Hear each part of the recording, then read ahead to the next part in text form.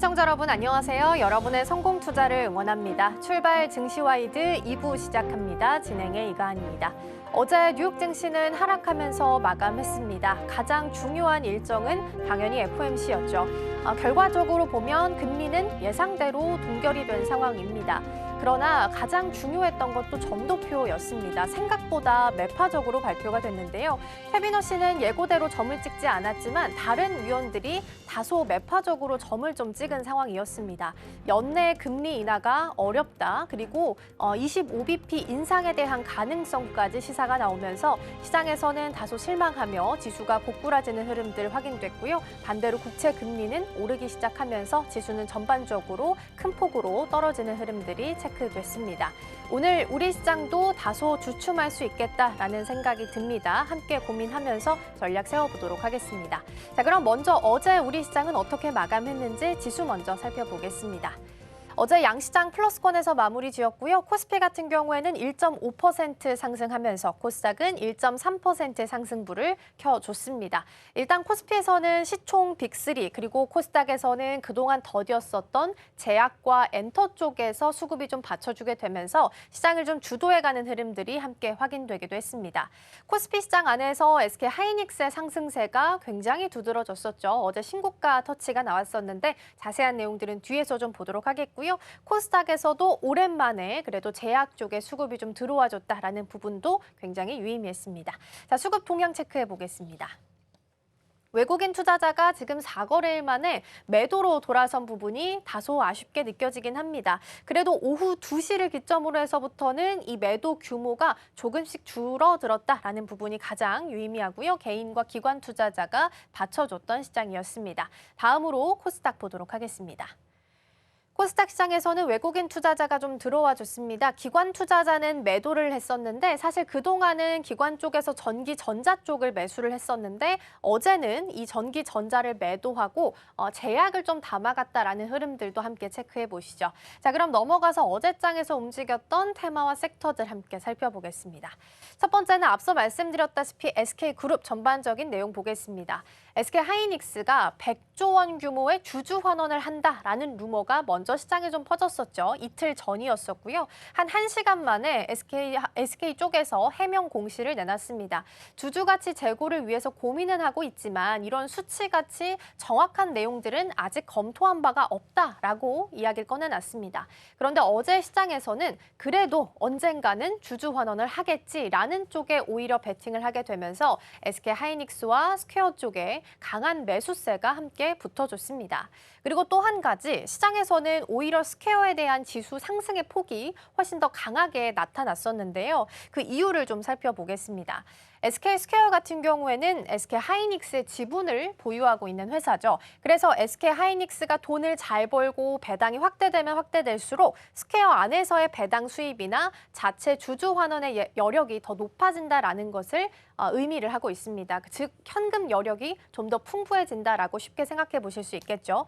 이미 2026년에 현금 배당은 2천억 원, 자사주 매입은 400억 원 발표를 꺼내놨지만 SK 하이닉스가 이렇게 돈을 잘 벌고 주주 환원도 한다면 SK 스퀘어는 이것보다 더 할 수도 있겠다라는 기대감이 모아지면서 할인율에 대한 기대감까지 같이 모아지면서 스퀘어가 훨씬 더 강세를 보이기도 했습니다.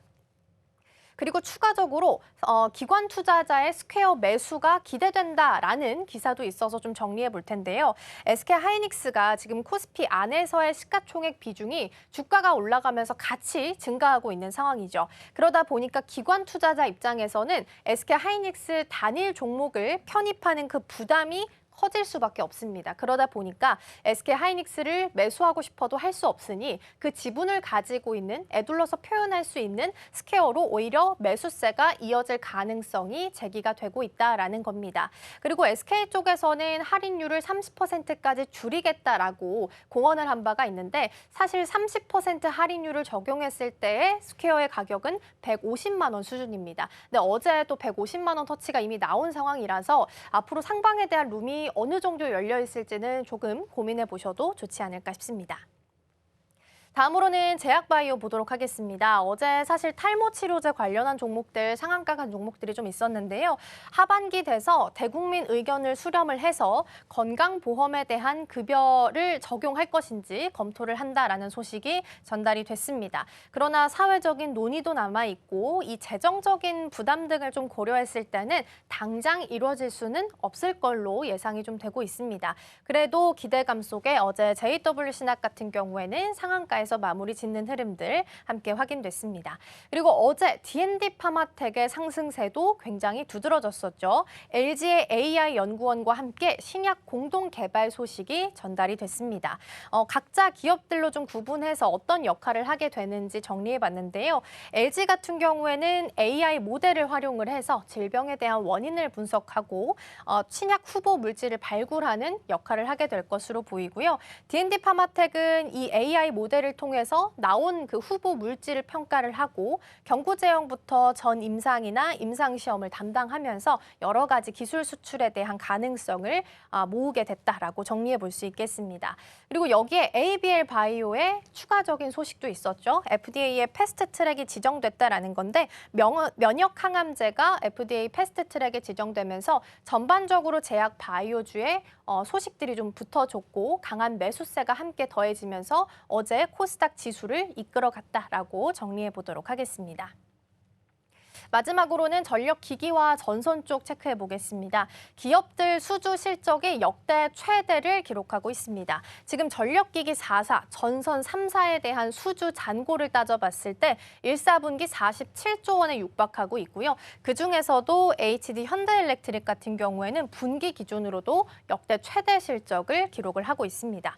그러나 상승의 내러티브는 사실 바뀐 건 없이 동일합니다. AI 데이터 센터 투자 확대, 노후 전력망 교체 수요, 거기다가 이란 특수에 대한 기대감까지 스토리는 달라진 게 없지만 그동안 워낙 좀 반도체로 쏠려있던 시선들 때문에 전력 전선이 좀 쉬었기 때문에 매수세가 좀 들어와줬고 빈집에 대한 수급이 들어와줬다라고 정리해 볼 수 있겠습니다. 모건 스탠리에서는 여전히 전력 부족이 AI 핵심 병목이다라고 이야기를 꺼내놓고 있고요. 앞서서 지난 브리핑에서 전달드렸던 것처럼 변압기의 납품 주기가 지금 128주에서 144주까지 크게 늘어나고 있다라는 부분입니다. 그러니까 쇼티지와 병목 현상이 벌어지고 있는 쪽이기 때문에 당연히 이쪽은 AI랑 같이 갈 수밖에 없다라고 정리를 좀 해볼 수 있겠죠. 자, 그래서 오늘은 전력기기와 전선 쪽 좀 더 자세하게 들여다보고자 합니다. 정앵커 그동안 전력기기와 전선이 반도체에 밀려서 다소 좀 쉬었습니다. 다시 한번 좀 찌릿찌릿 움직일 수 있을까요? 네, 맞습니다. 한 달간 워낙 굉장히 크게 조정을 받았기 때문에 최근 들어 다시 급반등하는 움직임들이 나오고 있는데요. 오늘은 미국의 전력 슈퍼사이클과 함께 한국의 전력기기 수주 현황들 자세히 함께 짚어보겠습니다. 네, 우선 어제 전력기기 전선 관련된 주가 흐름들 간단히 체크해 보려고 하는데요. 우선 전력기기 대형 3사는 어제는 차익 실현 움직임이 나오면서 소폭 약세로 마감하긴 했지만 이 선도전기나 LS, 한국전력같이 이 중소형 전력기기 기업들이 모두 상승세를 보여주면서 전반적으로 온기가 확산된 모습들이 포착이 됐습니다. 사실 지난 한 달간 워낙 가파르게 좀 조정을 받으면서 주가가 빠지는 모습들이 나오게 됐습니다. 대표적으로 제가 전력기기 3사 한 달간의 좀 흐름들을 가져봤는데요. 효성중공업 같은 경우에는 무려 30% 넘게 주가가 하락을 하게 됐고요. HD 현대일렉트릭과 LS 일렉트릭도 각각 37% 그리고 34% 가까이 하락하는 움직임들이 나오게 됐습니다.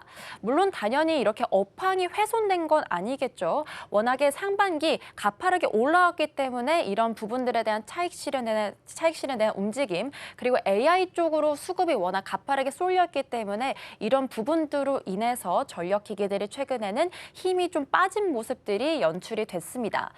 그런데 사실 누적된 급등 상승분을 보면요. 굉장히 견조한 오름세들 여전히 유지하고 있습니다. HD 현대일렉트릭은요. 61% 그리고 효성중공업은 무려 119%, LS 일렉트릭도 연초 대비해서 202%의 상승세를 현재 유지하고 있는데요. 아무래도 5월 이후에 이 미국의 데이터 센터 건설이 계속해서 지연되는 이슈, 여기다가 중동 전쟁에 대한 매크로 불안들까지 가중이 되는 되다 보니까 이런 부분들이 현재 작용을 하고 있습니다. 그런데 이런 한 달간의 하락분을요, 최근에 5거래일 동안 반등을 하면서 상당 부분 만회하는 모습들도 포착이 되고 있습니다. 최근 5거래일 동안 효성중공업이 17%, 그리고 HD현대일렉트릭과 LS일렉트릭 각각 34%, 23% 오르면서 굉장히 빠르게 올라오고 있는 모습들이 보이고 있죠. 그런데 최근 1개월간의 주가 흐름들을 보면요, 아직까지는 상승분을 완전히 만회하고 있지는 못하고 있습니다. 여전히 한 5에서 8%가량 마이너스이기 때문에 조금 더 좀 지켜봐야 될 것 같고요.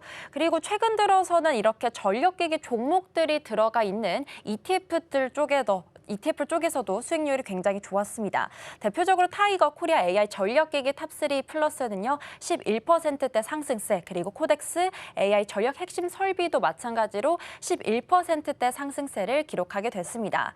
아무래도 이렇게 다시 한번 반등을 만들어준 핵심 촉매제 역할은요, 이 종전이 있겠죠. 종전 협상 타결 시점 전후로 이렇게 전력기기들이 다시 한번 일제히 반등을 하게 됐습니다.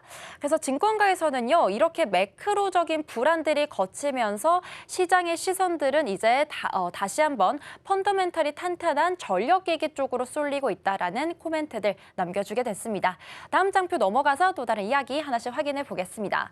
우선 앞서 언급드린 대로 현재 미국 시장을 좀 더 자세히 들여다보려고 하는데요. 제가 한 줄로 요약을 해보겠습니다. 데이터 센터를 짓긴 했지만 짓고 나서도 여전히 전기를 못 끌어오고 있는 미국이라고 요약해 볼 수 있겠는데요. 미국의 데이터 센터 프로젝트가 최근 들어 취소 건수가 늘어나고 있습니다. 24년도에는 6건이었는데요. 작년에는 무려 4배 이상 늘어나면서 25건에 해당이 되었다고 합니다. 이유를 살펴보니까 전력망 접속이 지연이 되고 있고, 이렇게 데이터 센터를 짓는 것에 대해서 주민들의 반발이 심해지고 있고요.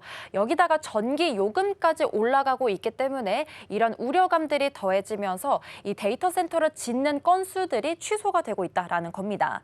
여기다가 아무래도 이 서버나 GPU를 들여놓는다고 하더라도 이렇게 전기가 공급이 되지 않는다면 데이터 센터 자체가 가동이 불가하게 되겠죠. 그렇다 보니까 일부 업체들은요, 직접적으로 이 전용 발전소를 구축을 하면서 이런 위험들을 좀 타파하려는 움직임들 보여주고 있습니다. 그리고 미국 시장 안에서 가장 큰 병목 현상이라고 한다면 앞서 가은 앵커님 말씀해 주신 것처럼 노후화된 전력망, 여기다가 이 시간차가 굉장히 크게 작용을 하고 있습니다. 숫자로 조금 더 예시를 들어보겠습니다. 미국의 변압기, 그리고 송전선로 70% 이상이요, 현재 만들어진 지 거의 30에서 40년 이상이 되었다고 합니다. 그리고 미국 에너지부 기준으로 봤을 때도 송전망 70% 이상이 현재 25년이 된 굉장히 노후화된 이 설비인데요.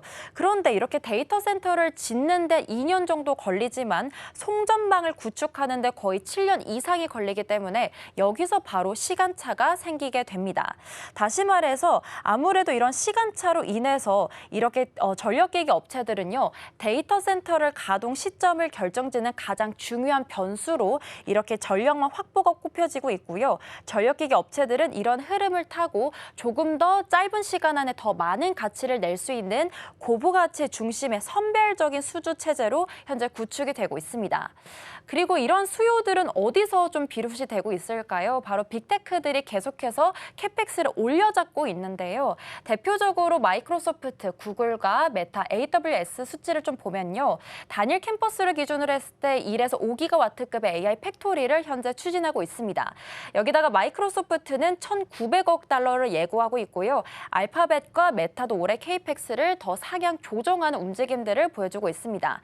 그렇기 때문에 이런 흐름들을 타고 전력에 대한 수요도 마찬가지로 함께 늘어나고 있고요. 여기다가 자가 발전 확대까지 더해지면서 이 수요가 더욱더 다양해지고 있는데요. 재생에너지 그리고 ESS 하이브리드 발전소가 증가가 되고 있습니다. 그래서 LS증권 측에서는요, 이런 상황 속에 초고압 송전 시장 호황이 더욱더 장기화될 것이다라는 코멘트를 남겨주기도 했습니다. 다음 장표 넘어가서요, 다른 이야기들 하나씩 좀 더 만나보겠습니다. 네, 우선 우리나라 그러면 얼마나 전력기기에 대해서 수주를 잘 하고 있느냐 숫자를 좀 보려고 하는데요. 대표적인 2024의 1분기 신규 수주가 역대 최고를 달성했다고 합니다. 8조 원이 넘어가고 있고요. 그리고 1분기의 수주 잔고도 34조 원을 넘어가고 있다고 합니다. 이렇게 4사뿐만이 아니라 LS전선과 가온전선, 대한전선까지 합해서 총 7개사를 비교를 해봤을 때도요. 신규 수주가 무려 10조 원, 수주 잔고까지도 46조 원이 넘어가고 있는 굉장히 탄탄한 수주 흐름들 저희가 확인해 볼 수 있었습니다. 그리고 어제 나온 소식으로는요. LS 일렉트릭이 이 북미에 추가 수주를 하게 됐다라는 소식이 나오게 됐는데 우리 돈으로 1,064억 원이고요. 38kV급의 고업 배전 시스템을 공급 계약했다라는 소식이 전해지게 됐습니다. 그런데 이 소식을 좀 들여다보자면요. 기존에 있었던 고객사가 추가적으로 공급 계약을 맺었기 때문에 단발성 공급이라기보다는 이렇게 반복적인 수주를 확보하고 있습니다. 그렇기 때문에 반복 수주를 확보하고 있다는 것에서 굉장히 유의미한 거고요. 이를 통해서 LS 일렉트릭 북미 빅테크 데이터 센터 누적 수주가 어느덧 1조 원을 넘어가고 있습니다. 작년에 연간 수주가 8천억 원이었는데요. 이것과 비교해 봤을 때는 거의 반년 만에 80% 이상 초과했다라는 부분들 저희가 확인해 볼 수 있습니다. 그리고 K전력기기 우리나라가 이제는 싱가포르, 미국 시장에 점차 확대해서도 진출하고 있는데요. 관련된 소식들도 조금씩 짚어보겠습니다. LS전선 같은 경우에는 최근 들어 싱가포르 전력청과 우리 돈으로 1,400억 원에 달하는 400kV급의 초고압 케이블 수주를 맺게 됐습니다. LS전선 같은 경우에는 LS 에코에너지와 함께 싱가포르 내에서 시장 점유율 1위를 차지하고 있는 기업이고요. LS전선의 자회사죠. 이 가온전선도 마찬가지로 미국의 타보로 공장의 송전 케이블 생산 능력을 2배로 확대하겠다라는 발표를 최근에 하게 됐습니다. 투자 규모는 760억 정도가 되고요. 마찬가지로 이제 주가가 400만 원을 향해 다시 향해 가고 있는 효성중공업도 마찬가지로 국내 유일의 미국 변압기와 차단기를 동시에 생산할 수 있는 체제를 구축하게 됐습니다. HD 현대 일렉트릭 같은 경우에도 이 미국의 엘라바마 이 몽고메리 변압기 공장을 현재 건설하고 있는데요. 건설이 최종적으로 완공이 된다면 기존과 비교해 봤을 때 생산 능력이 약 50% 더 추가적으로 상승할 것이다라는 전망들도 현재 보여지고 있습니다. 다음 장표로 넘어가서요. 마지막으로 투자 포인트들과 리스크 같이 체크해 보겠습니다. 네, 우선 증권사 측에서요. 우리나라 전력기기 실적 앞으로 더 좋을 것이다 라고 굉장히 장밋빛 전망을 내놨습니다. 3사 각각 하나씩 보면요. LS 일렉트릭 같은 경우에는 매출 6조 원, 그리고 효성중공업도 처음으로 영업이익 1조 원을 넘어설 것이다라는 이야기들 나오고 있고요. HD 현대 일렉트릭까지도 마찬가지로 1조 2,700억 정도로 현재 전망이 나오고 있습니다. 목표 주가 같은 경우에는 효성중공업이 LS 증권 기준으로 했을 때 최근에는 500만 원까지 다시 한번 상향 조정이 됐고요. LS 일렉트릭과 HD 현대 일렉트릭은 여전히 비슷한 수준을 유지하고 있긴 하지만 모두 매수 의견을 유지하고 있습니다. 그리고 2분기에는요. 작년과 비교했을 때 최대 1,000억이 더 넘는 영업이익이 나올 것이다라는 이야기들도 나오고 있고요. 이런 흐름을 타고 나서 하반기에는 가이던스가 점차 더 상향 조정되고 있습니다. 아무래도 사실 1분기에는요. 이렇게 실적 그리고 수주에 대한 목표치를 굉장히 보수적으로 잡았습니다. 그런데 1분기에 이런 연간 목표를 이미 거의 최대 50%를 채워둔 상황이었기 때문에 2분기에는 아무래도 가이던스를 조금 더 높여 잡을 가능성들이 현재 제기가 되고 있고요. 시장에서는 이렇게 가이던스를 상향 조정을 하게 된다면 자연스럽게 이익 전망치, 추정치까지도 상향이 되겠죠. 이런 흐름들을 타고 전력기기 업종 전반적으로 다시 한번 재평가가 이뤄지고 있습니다. 크게 전력기기 간단하게 좀 흐름들 볼 텐데요. LS 일렉트릭 같은 경우는 현재 가이던스 상향 여력이 가장 높게 측정이 되고 있는 종목입니다. 배전반부터 초고압까지 굉장히 넓은 포트폴리오를 갖추고 있는 기업이고요. 효성중공업도 수주 잔고 10조 원 시대를 현재 눈앞에 두고 있습니다. 산일전기와 LS전선, 대한전선까지도요. 현재 다양한 고객사들과 협력 소식 맺고 있고요. 특히 산일전기 같은 경우에는 특수 변압기 쪽으로 해서 반복해서 수주, 발주 소식을 전해주고 있습니다. 마지막으로 HD 현대 일렉트릭 같은 경우에도요. 북미향 비중이 거의 70%에 육박한 만큼 이 고마진 시장 쪽에 특히 더 집중되어 있는 모습들까지 저희가 확인해 보겠습니다. 네, 이렇게 오늘 K전력기기 전선 관련된 이야기들 전반적으로 나눴습니다. 제가 앞서 장표에서 말씀드렸다시피 주가는 멈췄지만 이 수준은 계속해서 올라가고 있었죠. 그렇기 때문에 2분기 실적 발표가 이뤄지고 있는 요즘 시기에 맞춰서 앞으로 전력기기 행보들까지 같이 주목해보면 좋겠습니다. 그렇다면 이제는 시선을 지주사 쪽으로 넘어가서요. 조금 더 넓은 이야기 나눠보려고 하는데요. 예진이가 오늘 어떤 기업 같이 살펴볼까요? 네, 오늘은 SK증권의 SK스퀘어에 관한 이야기 한번 알아보도록 하겠습니다. 어제 우리 시장을 이끌었다고 해도 과언이 아니죠. SK그룹주가 정말 강세를 보여줬었는데요. 그 안에서도 크게 주목받았던 기업이 바로 SK스퀘어입니다. 자세한 내용 한번 바로 살펴보도록 할게요. SK스퀘어, SK그룹의 일반적인 제조 계열사나 또 서비스 기업인가라고 보시는 분들 계실 것 같은데요. SK텔레콤에서 인적 분할되어서 출범한 투자 전문 지주 회사다라고 보시면 되겠습니다.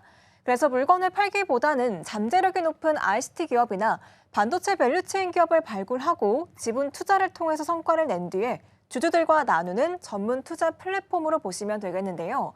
이 SK스퀘어가 갖고 있는 가장 강력한 무기가 바로 SK하이닉스입니다. 왜냐하면 스퀘어가 하이닉스의 지분을 20.1%를 갖고 있는 최대 주주이기 때문인데요. 그래서 이번 보고서의 제목도 SK하이닉스에 웃는다였습니다.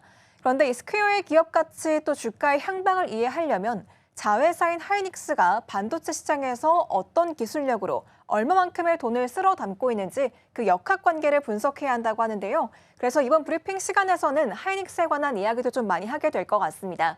그럼 저희 다음 화면 넘어가서 좀 더 자세한 내용 드려볼게요. 이번에 목표 주가 상향의 근거는 다음과 같습니다. 투자 의견 매수 목표 주가 185만 원 제시했는데요. 사실 SK증권에서 기존에 제시했던 주가는 145만 원이었습니다. 이번에 무려 27.6%를 한꺼번에 끌어올리면서 좀 파격적으로 상향 조정을 한 건데요. 어제 스퀘어의 주가가 종가 159만 6천 원 선에서 거래 마쳤습니다. 이를 감안한다면 현재의 급등세 속에서도 여전히 약 16%에 가까운 상승 여력이 남아있다라고 볼 수가 있는 부분이겠습니다. 이번 상향의 핵심 공식은요, 자회사 지분 가치의 폭발적인 상승을 꼽을 수가 있겠습니다. 스퀘어가 갖고 있는 하이닉스의 지분 가치를 현재 시가로 재평가하고 여기에 지주회사에 통상적으로 적용하는 타깃 할인율 30%를 대입해서 보수적으로 계산했음에도 불구하고 이번에 185만 원이라는 압도적인 숫자가 도출이 된 건데요. 결국 자회사의 펀더멘털 개선 속도가 지금 시장의 할인 요소를 가볍게 압도하고 있다라고 볼 수 있는 대목이겠습니다. 그럼 저희 넘어가서요. SK하이닉스의 주주 환원 기대감 한번 체크해 보도록 하겠습니다. 이번에 스퀘어의 목표가를 올릴 수 있었던 이유가 바로 SK하이닉스의 주주 환원 기대감 덕분이었습니다. 하이닉스가 향후에 자사주 매입 또 현금 배당을 모두 합쳐서 최대 100조 원 규모에 달하는 초대형 주주 환원책을 추진하고 있다라는 언론 보도가 나왔었죠. SK하이닉스의 자사주 매입 규모만 전체 주식의 2% 수준인 40조 원에 이를 수 있다라는 내용까지 있었는데요. 하이닉스 측에서는 즉각적으로 해명 공시를 발표했습니다. 이 주주 가치 제고를 위해서 다양한 주주 환원 방안을 검토하고 있는 것은 맞지만 기사에 언급된 100조 원이라는 규모나 방식은 확정되거나 검토된 바가 없다라는 겁니다. 이 기업 공시의 특성상 확정되지 않았다라는 말이 진짜 안 한다 이런 뜻은 또 아니라고 하더라고요. 오히려 이 주주 환원 방안 자체를 검토하고 있다는 팩트 자체를 공식 인정한 셈이기 때문입니다. 그래서 증권가에서는 이 구체적인 규모 확정 여부와 상관없이 주주 환원 확대 가능성을 100%에 가깝다라고 확신하고 있는 건데요. 그 근거로는 하이닉스가 공언을 했었던 3개년 배당 정책의 공식에 답이 있다고 합니다. 그럼 이 3개년 배당 정책 어떤 것인지 다음 화면에서 자세히 한번 체크해 보도록 할게요. 이 3개년 배당 정책을 보려면 이 3개년에 해당하는 내용부터 체크해 봐야겠죠. 25년부터 27년까지의 확정 배당 정책을 의미합니다. 하이닉스는 고정 배당금을 기존의 주당 1,200원에서 1,500원으로 상향하겠다라고 이미 발표한 바 있습니다. 이 정책 기간 동안에 FCF의 50%를 무조건 주주 환원 재원으로 설정하겠다라고 약속하기도 했고요. 여기에 더해서 정책 종료 이후에 재무 건전성 목표를 충족한다면 추가 환원까지 실행하겠다라는 단서를 명시하기도 했습니다. 지금 제가 여기서 말씀드렸던 FCF가 무엇인지 간략히 개념 한번 짚어보려고 하는데요. 우리말로 잉여 현금 흐름입니다. 기업이 벌어들인 돈에서 필수 투자 비용 있잖아요. 공장이나 설비에 들어가는 그런 비용들을 제외한 최종적으로 손해주는 알짜 현금을 의미하는데요. 다시 말해서 주주들에게 진짜 쪼개어 나눠줄 수 있는 기업의 순수 체력이다라고 보시면 되겠습니다. 그런데 지금 아시다시피 하이닉스가 엄청난 호황을 맞이하면서 압도적인 현금 창출력을 내고 있습니다. 이 글로벌 AI 반도체 수요가 폭발적으로 늘어나면서 HBM 시장 안에서 압도적인 지위를 갖고 있죠. 그래서 지금 FCF 전망 자체도 높아졌습니다. FN가이드 컨센 기준으로 보자면 작년에는 FCF가 21조 5천억 원이었는데요. 당시 현금 배당 규모가 2조 1천억 원 수준이었습니다. 그런데 올해 FCF가 무려 146조 원까지 뛸 거다라고 예상을 하고 있고요. 내년에는 240조 원까지도 예상이 되고 있습니다. 언론에 보도가 된 100조 원이라는 주주환원 수치가 당장에는 미확정일지라도 이 FCF의 50%를 쓰기로 공언한 만큼 향후에 쏟아질 주주환원의 절대적 규모는 우리가 상상하는 그 이상이 될 수밖에 없다는 것이 SK증권의 분석이었습니다. 그렇다면 이렇게 FCF가 무려 21조 5천억에서 146조까지 뛸 수 있었다는 그 배경이 무엇인지 한번 다음 화면에서 짚어보도록 할게요. FCF의 급증 배경을 보려면 다음과 같은 두 가지 요소를 체크해야 되는데요. 우선 크게 보자면 엔비디아를 중심으로 한 AI 빅테크들의 러브콜 때문입니다. 하이닉스가 지금 글로벌 점유율 1위를 HBM 시장 안에서 유지할 수 있는 이유는요. 독자적인 기술인 MR-머프 공정을 도입했기 때문입니다. 이 MR-머프는 칩 사이에 특수 액체 보호제를 흘려보내서 한 번에 굳히는 기술이라고 하는데요.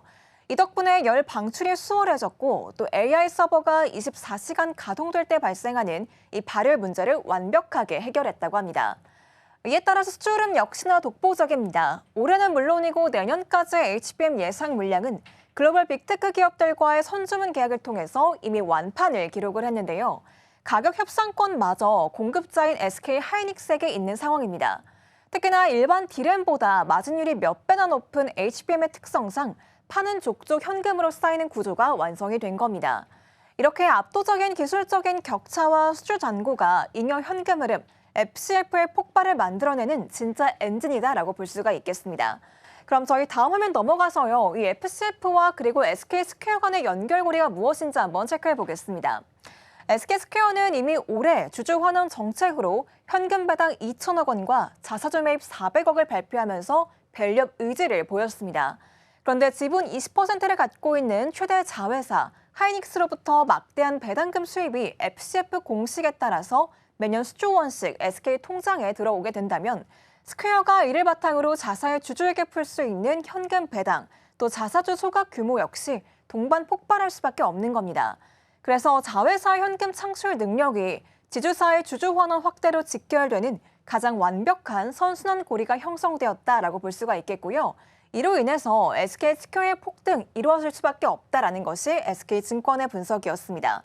그런데 여기에 더해서 수급적으로도 매력적이라고 합니다. 다음 화면 넘어가 보도록 할게요. 지금 개인들은 SK스퀘어를 파는 기조를 보이는데요. 기관들이 사들이고 있습니다. 이 개인은 고점 인식에 따라서 차익 매도에 나섰지만 기관만큼은 지금 폭풍 매수에 나서기도 한 건데요. 그 배경을 꼽자면 금융투자협회의 시총 비중 규제 때문입니다. 이 하이닉스의 주가 폭등으로 코스피 내에서의 비중을 10%가 돌파된 상태인데요. 이 펀드의 포트폴리오 쏠림을 막기 위해서 지금 단일 종목 편입한도 제한 비중을 금융투자협회 차원에서 매월 강제로 공시하고 있습니다. 결론적으로 하이닉스는 지금 규제 한도에 걸려서 장내에서 더 사고 싶어도 살 수가 없는 겁니다. 그래서 그 지분이 연동이 되는 가장 확실한 대안인 SK스퀘어 쪽으로 우회 매수세가 유입되는 상황이다라고 볼 수가 있겠고요. 그 규제의 벽을 스퀘어를 우회시켰는데 지금 좀 더 자세히 들여다보자면 시장의 괴리가 이렇게 분명하게 나오고 있습니다. 하이닉스의 실제 코스피 내 비중은 24.51%에 해당하는데요. 금융투자협회 공식 편입한도 제한 비중은 21.26%입니다. 실제로 덩치보다 담을 수 있는 한도가 낮기 때문에 기관들이 더 사고 싶어도 못 산다는 거죠. 그 때문에 지금 대안처로 스퀘어를 선택하고 있는 거고 주가의 동조화 현상을 활용하고 있습니다. 이에 따라서 하이닉스를 직접 담는 효과, 여기에 더해서 지주사 할인율까지 매력적으로 적용을 받게 되는 겁니다. 그 결과로 보자면 하이닉스의 직접 매수가 막힌 기관들이 스퀘어로 자금을 집중시키고 있고 작년에 이어서 올해까지도 스퀘어가 하이닉스보다 높은 주가 수익률을 기록 중인 진짜 이유가 여기에 있다라고 볼 수가 있겠습니다. 그럼 저희 마지막으로 투자 전략과 총평 한번 체크해 보도록 할게요. 다음 화면 넘어가 보시죠. 결론적으로 정리해보자면 스퀘어의 상승 재료는요, 단순히 대기업 지주회사다 여기서 그치는 게 아니라 하이닉스의 지분 가치 상승을 온몸으로 받고 있는 핵심 수혜주다라고 정리해 볼 수가 있겠습니다. 내년까지 쏟아질 수백조 원 규모의 FCF 기반 주주환원 정책에 직접적인 낙수 효과가 예상이 되고요. 기관 투자자의 이 풍선 효과까지도 가세한 상태입니다. 여기에 더해서 수급과 펀더멘털의 조화까지 이루고 있죠. 지금 증권가가 목표가를 185만 원으로 올리면서 투자 의견 매수를 외친 이유는요. 이 기업 밸류 프로그램 시대에 가장 확실한 체력과 명분, 또 숫자를 증명해내고 있는 기업이기 때문입니다. 그럼 저희 어제장에서 스퀘어 어떻게 마감했는지 종가 상황 한번 체크해 보도록 하겠습니다. 어제 SK 스퀘어 무려 6% 넘게 오르면서 160만 원 선을 이제 눈앞에 바라보고 있습니다. 그런데 분명한 건 지금 프리장에서도 약 4%가량 올라와 주고 있다는 점인데요. 오후장에서 상승폭 키워나갈 수 있을지 체크해 보셔야겠습니다. 지금까지 와이드 리포트였습니다.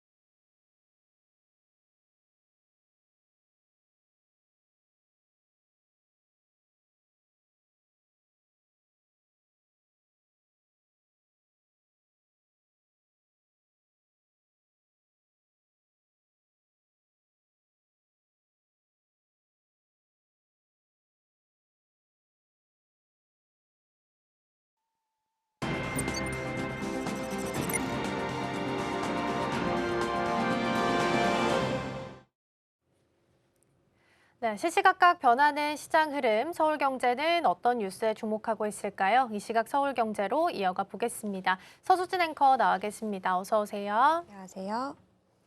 네, 오늘 첫 번째로는 마이크론 실적 발표 대기하면서 마이크론부터 좀 살펴보도록 하겠습니다.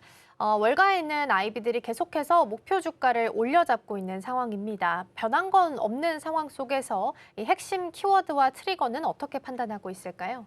네, 이 월가의 주요 투자은행들이 일제히 마이크론의 목표 주가를 높여 잡고 있습니다. 1,200달러까지 내놓은 상황인데요. 일례로 TD의 코액은 기존 660달러에서 1,500달러로 목표가를 상향했고요.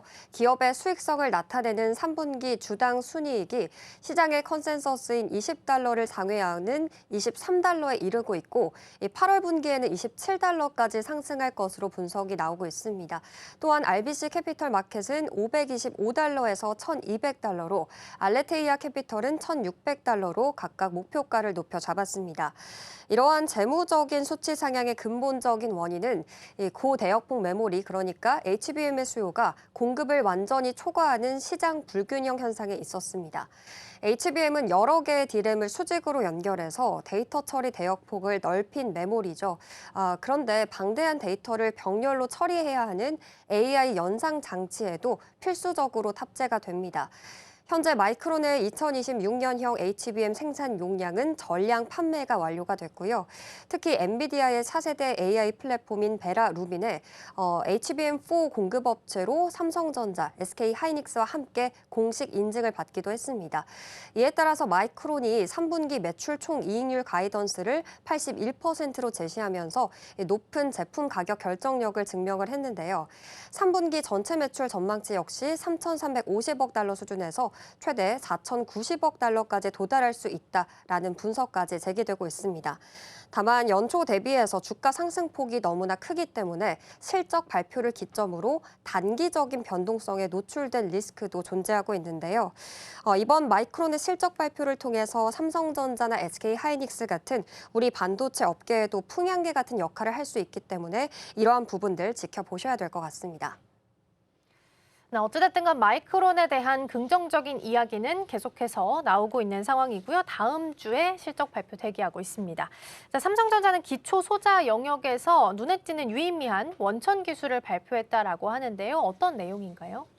네, 이번에 삼성전자가 3차원 적층 전개 효과 트랜지스터 구현 성과를 공식적으로 발표를 했습니다. 해당 연구 논문은 1000편의 제출 논문 가운데 최고 평가를 받아서 베스트 페이퍼로 선정되기도 했는데요. 기본적으로 트랜지스터는 반도체 내부에서 전류의 흐름을 켜고 끄는 스위치 역할을 수행하고 있습니다. 기존 반도체 사업은 2차원 평면 위에 이 트랜지스터의 크기를 줄이고 최대한 조밀하게 배치하면서 집적도를 높이는 방식으로 연산 성능을 개선해 왔습니다. 그런데 소자 간의 물리적 간격이 지속적으로 좁아짐에 따라서 원치 않는 전류가 누설되거나 소자 간의 전기적 간섭 현상이 발생하는 물리적 한계에 직면을 했습니다. 삼성전자는 이를 극복하기 위해서 트랜지스터를 수직 방향, 그러니까 위아래로 적층하는 구조를 새롭게 도입했습니다. 이 방식을 적용하면 트랜지스터가 동일한 칩 면적에서 차지하는 공간을 절반 수준으로 축소할 수가 있고 이론적으로 단일 웨이퍼에 기존 대비 2배의 트랜지스터를 집적할 수가 있습니다. 특히 이번 연구에서 삼성전자는 업계 최소 수준인 42나노미터 게이트 간격을 구현해냈고요. 기존 최고 기록인 48나노미터를 넘어섰습니다.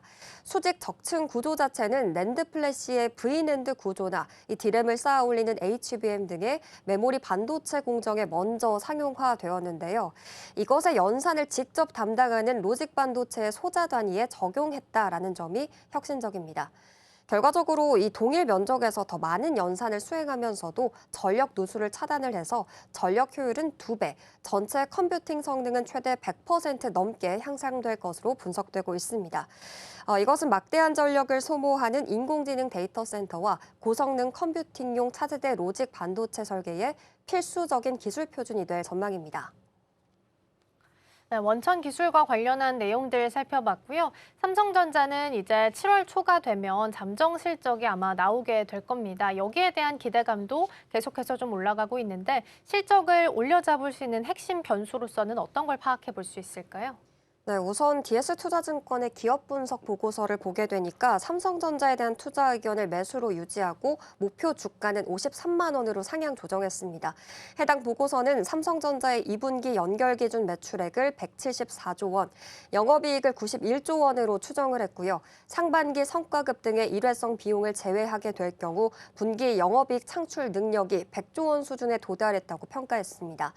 나아가서 올해 연간 영업이익은 375조 원, 내년 연간 영업이익은 524조 원에 달할 것으로 전망을 했습니다. 이러한 가파른 실적 성장의 1차적인 배경은 주력 제품의 메모리 반도체 이 평균 판매 가격의 상승이었습니다. 2분기 드램의 평균 판매 가격이 45%, 낸드 플래시는 60% 상승할 것으로 분석이 나오고 있습니다. 이와 관련해서 현재 반도체 시장 상황에서 깊이 있게 살펴봐야 할 핵심 데이터가 있는데요.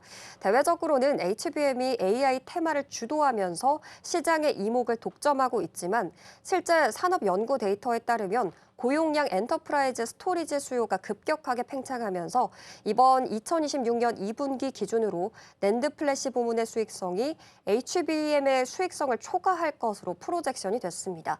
삼성전자는 고부가 가치 낸드 플래시 시장에서 압도적인 1위를 점유하고 있기 때문에 이러한 낸드 마진율에 대한 확대가 전사에 대한 영업이익률을 크게 견인할 수 있는 실질적인 동력으로 작용하고 있습니다. 여기에 반도체 위탁 생산을 담당하는 파운드리 사업부의 수익성 개선도 실적에 영향을 미치는 중대한 변수인데요. 4나노와 5나노 미세 공정의 수주 물량 확대로 공장 가동률이 상승하게 되면서 올해 4분기 시스템 LSI와 파운드리 사업부의 분기 흑자 전환이 예상되고 있고요. 내년에는 연간 흑자율을 달성할 것으로 전망되고 있습니다.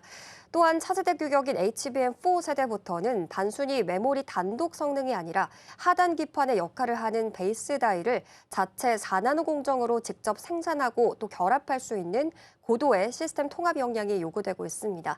삼성전자는 이것들을 모두 내재화하고 있기 때문에 이 부분에서 구조적인 경쟁 우위를 점하고 있고요. 외부 고객사 확보 측면에서도 긍정적인 신호가 감지되고 있습니다. 구글이 차세대 AI 반도체인 TPU 10세대를 메모리 입출력 따위를 삼성전자 2나노 공정에서 생산하는 방안을 검토하고 있고요. 경쟁사인 TSMC의 파운드리 단가 인상 정책에 대응해서 퀄컴과 미디어텍 등의 주요 글로벌 팹리스 기업들 역시 삼성전자 파운드리를 대안으로 적극 검토하고 있습니다. 또 아울러서 기업의 임직원 성과급을 현금이 아니라 주식 지급 방식으로 확대하게 될 경우 자사주 활용과 추가 매입 논의로 이어질 가능성이 존재해서요.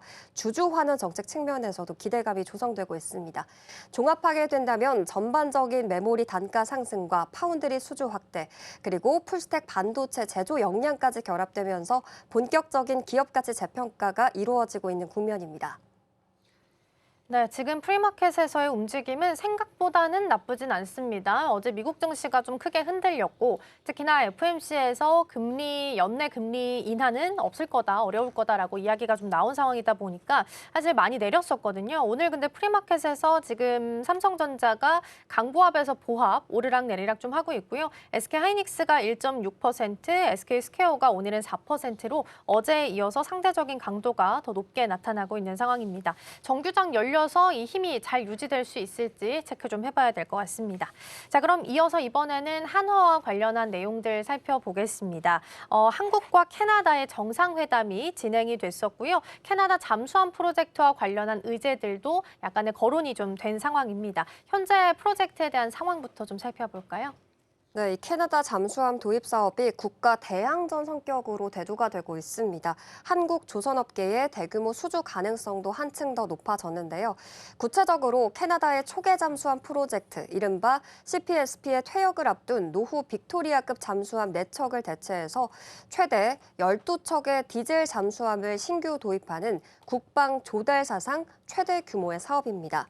이 비용 구조를 보면 잠수함 건조에 20조 원이 투입이 되고요. 향후 30년간의 MRO, 그러니까 유지, 보수, 운영 비용에 40조 원이 배정이 되어서 총 60조 원에 달합니다. 이 수주전이 시장에 미치는 파급력이 막대하다고 하는데요. 단순한 방산 장비 판매로 끝나는 것이 아니라 30년이라는 장기간의 고정적인 MRO 수익까지 확보하게 되고 이것은 향후 글로벌 해양 방산 시장 안에서의 판도를 재편할 수가 있고 주도권을 줄 수 있는 핵심 동력으로 부각을 받고 있습니다. 네, 단일 사업 기준으로는 규모가 꽤 큰 상황이죠. 기대감이 계속 모아지고 있고요.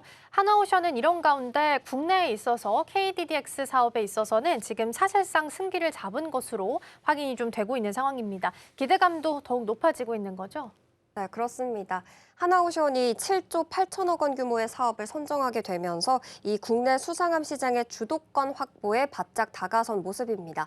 수상함이란 잠수함과 다르게 바다 위를 떠다니면서 작전을 수행하는 일반적인 전투 함정을 뜻하고 있는데요. 지난 6월 11일 방위사업청이 통보한 한국형 차기 구축함, 그러니까 KDDX 상세 설계와 선도함 건조 사업 제안서 평가에서 하나오션이 93점을 획득하게 됐습니다. 경쟁사를 0.5867점 차이로 앞서게 되면서 우선 협상 대상자 선정이 매우 유력해진 상황입니다. 이 성과가 중요한 이유는요, KDDX가 향후에 한국 이 해군으로서의 차세대 주력 함정으로서 수출 경쟁력의 기준점이 되기 때문입니다. 즉 하나오션이 KDDX 사업을 통해서 함정 건조 역량을 공식적으로 입증하게 된 거고요. 현재 진행하고 있는 이 캐나다 잠수함 프로젝트 수주전에서도 자사의 기술력과 또 사업 수행 신뢰도까지 보증할 수가 있는 강력한 지표로 작용하고 있습니다.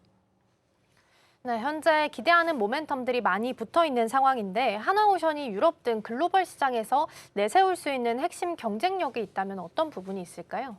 네, 현재 하나오션은 캐나다 수주전에서 독일과 경쟁을 벌이고 있습니다. 거의 5대5의 초박빙 경쟁인데요. 이 안에서 하나오션의 핵심 무기는 압도적인 납기 준수 능력과 현지 맞춤형 산업 협력입니다.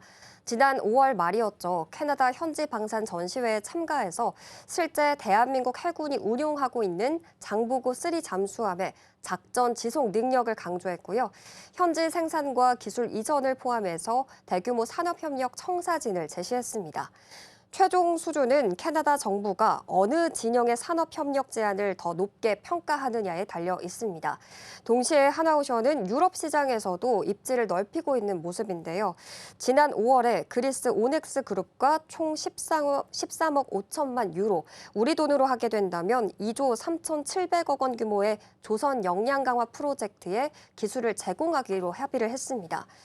우크라이나 전쟁이 장기화되고 이런 유럽 각국들이 단기간 안에 전력 증강을 서두르고 있는 가운데 독자적인 첨단 기술력과 또 대량 생산 체제를 통해서 빠른 납기 능력을 갖추고 있는 한국 조선업이 실질적인 대안으로 부상하고 있고요. 글로벌 시장 점유율을 공격적으로 확대하고 있습니다. 네, 한화오션까지 좀 살펴봤고요. 이어서 한화에어로스페이스 보겠습니다. 이제 전쟁이 종식 국면에 좀 들어서게 되면서 무기 창고를 채우기 위한 글로벌리한 움직임이 좀 느껴지고 있는 상황입니다. 국내 방산업계에는 어떤 영향을 줄 수 있을까요? 네, 이런 중동 국가들이 자체적으로 방위력을 강화하려는 움직임에 따라서 한화 에어로스페이스의 대규모 지상무기 수주 논의도 본격화되고 있습니다. 이 성장 기반이 마련되고 있는 모습인데요.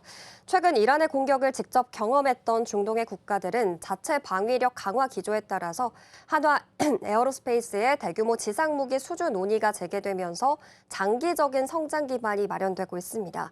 최근 이란 공격을 직접 경험했던 중동의 국가들은 역내 안보 위협을 실질적인 리스크로 인식하게 됐습니다.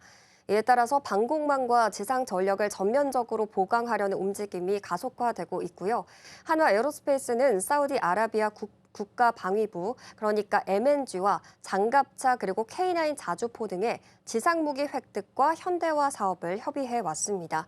전쟁 발발 여파로 관련 논의가 일시적으로 중단은 되었지만 종전이 다시 한번 가시화되면서 6월 17일을 기점으로 이런 협상이 다시 한번 본격화되고 있는 모습이고요. 시장에서는 이번 수요가 전쟁 직후의 일회성 군비 증강을 넘어서 노후화된 무기 체계를 전면적으로 교체할 수 있는 중동의 구체적인 이런 장기 수요로 분석하고 있고 실적 상승에 지속적인 영향을 미칠 전망입니다. 네, 이런 가운데 한국항공우주의 지분을 좀 확대하기 위해서 매입을 좀 지속하고 있는 상황인 것 같습니다. 구체적인 지분 확보의 원인, 이유도 좀 같이 짚어주실까요? 네, 하나그룹에서 6월 17일 기준으로 봤을 때 한국항공우주, 그러니까 카이의 지분을 9% 넘게 확보를 했습니다. 한국수출입은행에 이어서 2대 주주 위치에 오르게 된 건데요. 한화에어로스페이스 이사회는 2026년 연말까지 5천억 원을 추가 투입해서 단독 지분율을 9.97%까지 확대하기로 했습니다. 계획대로 진행되게 될 경우 하나그룹 전체의 카이 지분율은 거의 12.5%에 달하게 됩니다. 앞서 한화가 보유 목적을 단순 투자에서 경영 참여로 변경하면서 이 카이 인수 의지를 직접적으로 드러냈습니다.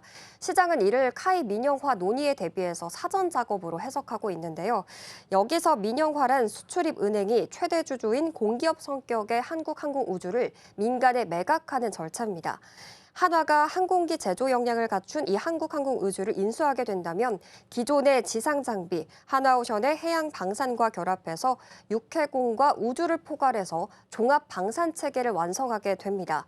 이것은 글로벌 수주 경쟁력을 크게 높일 수도 있지만 동시에 국내의 방산 공급망 대부분이 한 기업의 독점이 되는 이런 문제까지 초래할 수가 있겠습니다. 따라서 향후 정부의 산업정책 검토와 공정거래위원회의 독과점 심사가 민영화 성과의 하나의 핵심 변수가 되겠습니다. 네, 어쨌든 카이 지분 인수는 계속 좀 이루어지고 있는 상황 속에서 한화에어로스페이스의 올해 실적 전망도 같이 좀 체크해 볼까요? 네, 올해 하반기에는 상반기 대비해서 좀 큰 폭의 실적 개선이 이루어질 것으로 보입니다. 하나증권이 발표한 보고서에 따르면 한화 에어로스페이스의 2026년 하반기 예상 영업이익이 2조 7천억 원으로 전년 동기 대비해서 62.7% 증가할 것으로 추정됩니다. 매출액 역시 15.5% 늘어난 17조 2천억 원으로 산출이 됐습니다. 지금 매출적에서 하반기 실적 급증의 핵심 원인으로 고마진 수출 물량의 본격적인 반영이다. 있다라고 보고 있는데요. 상반기에 인도 일정상 지연이 됐던 폴란드 수출용 K9 자주포와 또 다연장 로켓 천무의 매출이 하반기에 대거 인식이 되게 됩니다. 더불어 이집트와 호주 등으로 다변화된 수출 물량까지 실적에 더해지게 되고요. 현재 한화 에어로스페이스가 확보한 수주 잔고, 이 미래 매출로 인식될 확정된 계약 물량도 38조 원에 달합니다. 이는 2027년과 2028년까지 안정적인 이익 증가세가 담보되어 있다라는 의미고요. 이러한 압도적인 수주 물량과 하반기 이익 성장률을 근거로 해서 증권가는 한화 에어로스페이스의 목표 주가를 186만 원까지 제시하고 있습니다. 네, 이런 가운데 지금 SK하이닉스 쪽에서 HBM4E와 관련해서 12단 샘플을 고객사에 공급했다라는 속보 좀 전달되고 있습니다. 원래 삼성전자가 5월 말에 출하가 완료가 돼서 SK하이닉스도 빠르게 공급하기 위해서 앞당기겠다라는 코멘트를 이미 준 상황이었거든요. 네, 오늘 고객사에 공급했다라는 소식이 좀 들려오고요. 그래서 이제 어제 뉴욕 증시 빠진 거 대비해서 SK하이닉스는 좀 잘 버텨줍니다. 1.4% 현재 상승하고 있고 스퀘어는 3.8% 현재 상승불 켜져 있습니다. 자, 이 시각 서울경제 오늘 여기서 마무리하도록 하겠습니다. 오늘 말씀 고맙습니다.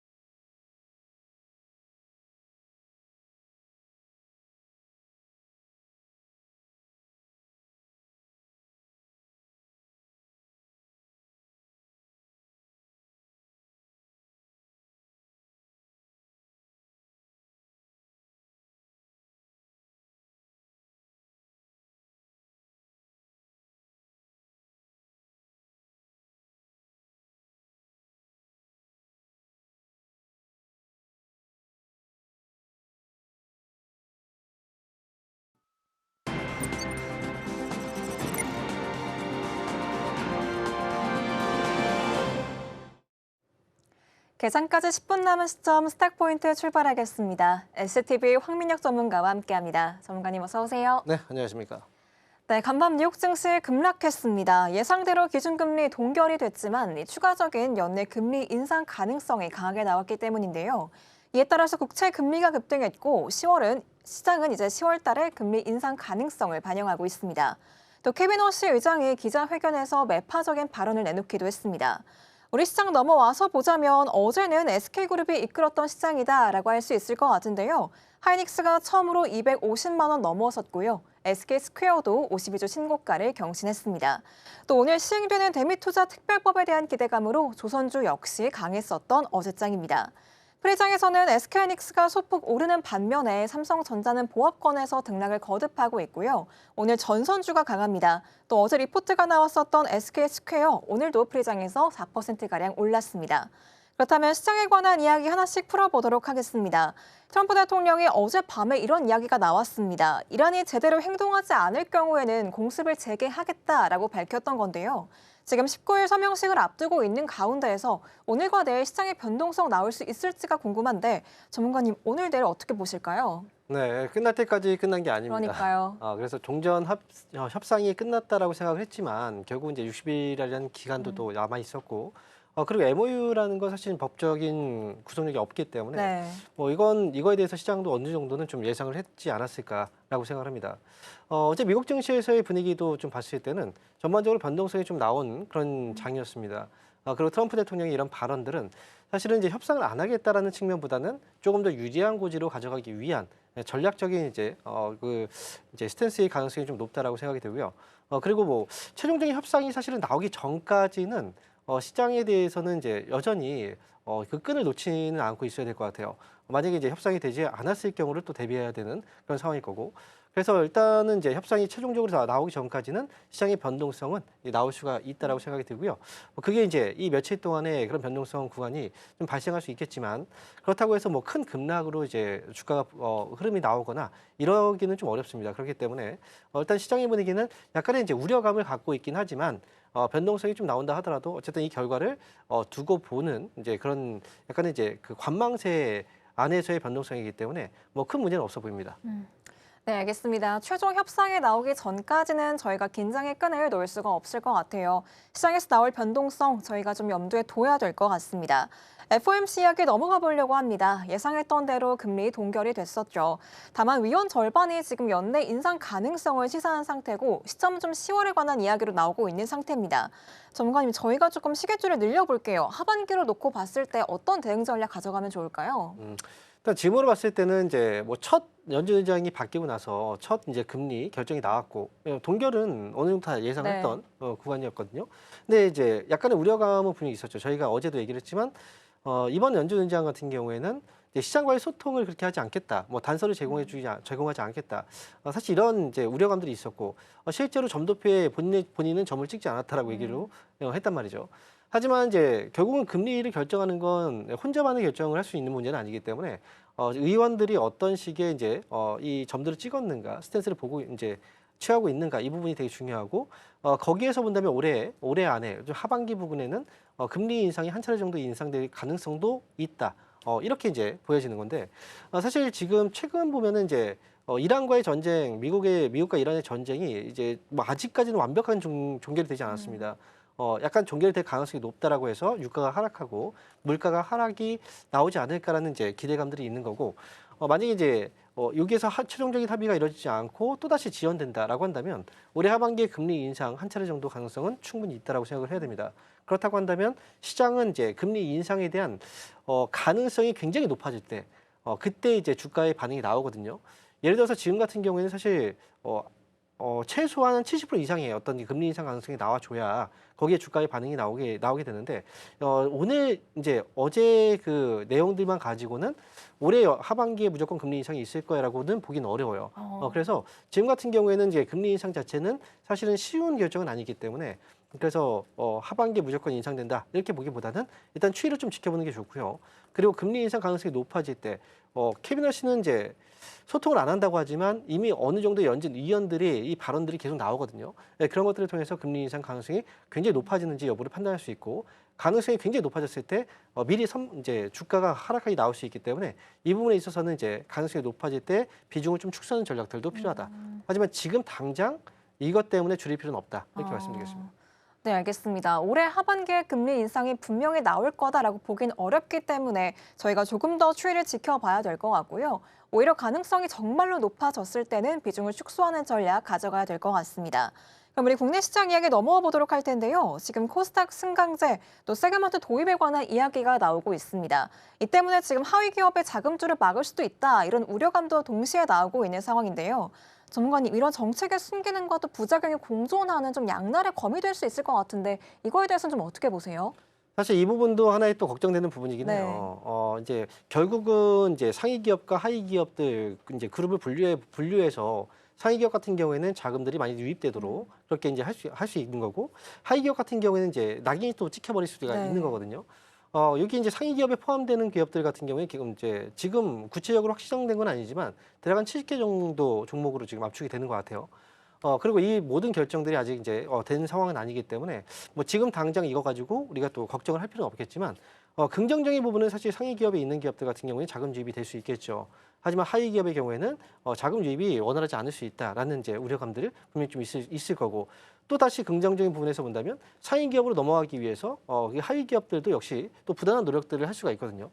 사실 이런 부분들은 이제 앞으로의 진행되는 이 결과를 보고 결정을 해야 되는 거지만 사실 제가 이제 이번 이 내용이 구체적으로 완벽하게 결정된 건 아니기 때문에 이 승강제 도입이 결정되고 나서 사실 그때 효과를 좀 봐야 될 필요가 있습니다. 무조건 이제 승강제가 도입이 돼서 상위 기업과 하위 기업이 나눈다고 해서 상위 기업이 무조건 올라가는 것도 아니고 하위 기업들이 무조건 빠지는 건 아니거든요. 그러니까 이 부분은 사실 지금 앞당겨서 이걸 미리 걱정하는 것보다는 시행되고 나서의 결과를 보고 나서 결정하는 것도 저는 그게 훨씬 더 낫지 않을까 이렇게 보고 있습니다. 네, 확실히 이 정책의 성격이 좀 양면적인 것 같습니다. 앞서 말씀드렸다시피 승강제 도입이 결정된 이후에 그 현상을 좀 지켜본 뒤에 대응하는 것이 좋을 것 같네요. 저희 재건축 건설주 이야기 넘어가 보려고 하는데요. 사실 트럼프 대통령이 이 MOU에 약 454조 원 규모의 이란 재건 기금이 포함됐다라는 보도와 관련해서 사실이 아니라고 선을 그었습니다. 하지만 또 다른 국가들이 원한다면 투자할 수 있다, 뭐 이렇게 또 한편으로 열어놓기도 했었는데 이 때문에 저는 오늘 재건주, 건설주가 좀 약하지 않을까 예상했었는데요. 프리장에서 아까 확인해 봤더니 건설주 계속해서 가기는 갑니다. 전문가님, 저희가 어제 방송에서 다루기는 했지만 네. 재건, 철강 이쪽 저희가 좀 계속 봐도 되는 건가요? 사실 트럼프 대통령이 그 말을 다 믿을 수가 없어요. 이랬다 저랬다 하다 네. 보니까 그리고 지금 이란과 협상이 되게 된다면 협상 과정에서 또 이런 이제 내용들이 또 구체적인 전략들이 나올 가능성도 네. 있거든요.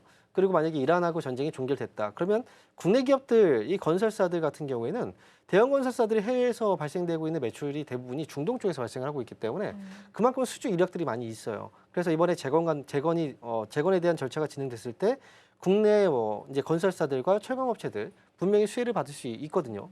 다만 이제 어제도 저희가 한번 이야기를 했었지만 이제 건설사들의 실적이 올해 그다지 좋은 네. 실적이 나오기는 어렵습니다. 그렇기 때문에 아무래도 실적 시즌과 좀 맞물려서 본다면 이제 주가가 단기적인 테마로 올라갈 수 있겠지만 실적에 대한 괴리감 때문에 주가가 다시 또 빠질 수가 있어서 이 종목들 같은 경우에는 단기 대응이 좀 필요하다라고 어제도 말씀드렸고 역시 이제 이 스탠스는 변화가 없는 것 같습니다. 그래서 일단 지금으로서는 올라가면 조금 더 추이를 지켜보면서 최대한 수익을 내고 빠져나오는 전략이 좋고 그리고 만약에 좀 떨어지게 된다면 단기 매매 관점에서만 대응하시는 게 좋을 것 같습니다. 알겠습니다. 지금 어제 말씀드렸다시피 지금 건설사들의 실적이 그렇게 좋지 않기 때문에 단기적으로 대응하는 게 필요할 것 같습니다. 주가 올라간다면 추이를 지켜본 뒤에 빠져나오는 게 좋을 것 같고요. 떨어진다면 또 그에 맞춰서 비중 축소하는 전략 가져가셔야 될 것 같습니다. 일단 우리 양시장 오늘 강세로 출발할 것으로 예상이 되는데요. 저희는 정규장 개장문 열고 다시 돌아올게요.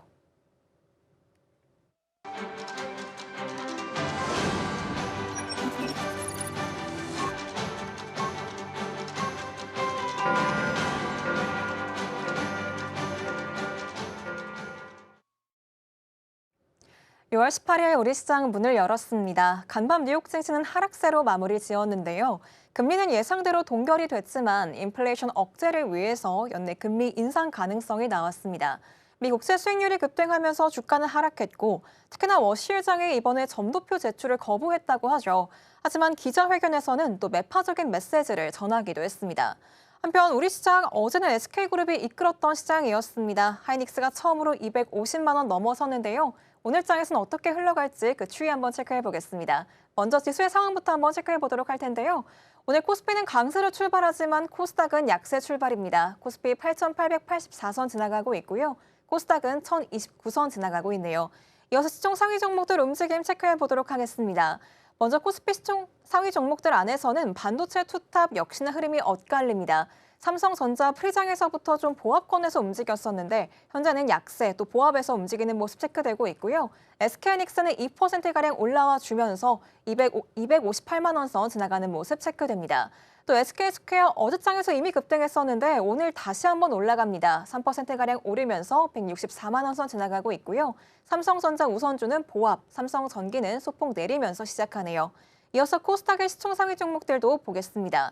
코스닥 안에서는 우선 알테오젠 약세로 출발하고 있는데요. 37만 2천 원 선 지나가고 있고요. 에코프로 그룹주 역시나 하락세 보이고 있습니다. 반면 레인보우 로보틱스와 주성 엔지니어링은 소폭 올라가 주면서 코스닥의 시총 상위 종목들 체크되고 있습니다. 이어서 수급 상황 한번 보도록 하겠습니다. 먼저 코스피 시장 안에서는 개인만이 사들이고 있는데요. 7,300억가량 매수하고 있는 반면에 외국인과 기관은 각각 5,012억 원, 2,262억 원 물량 덜어내고 있습니다. 이어서 코스닥의 수급 상황도 한번 체크해 보도록 할게요.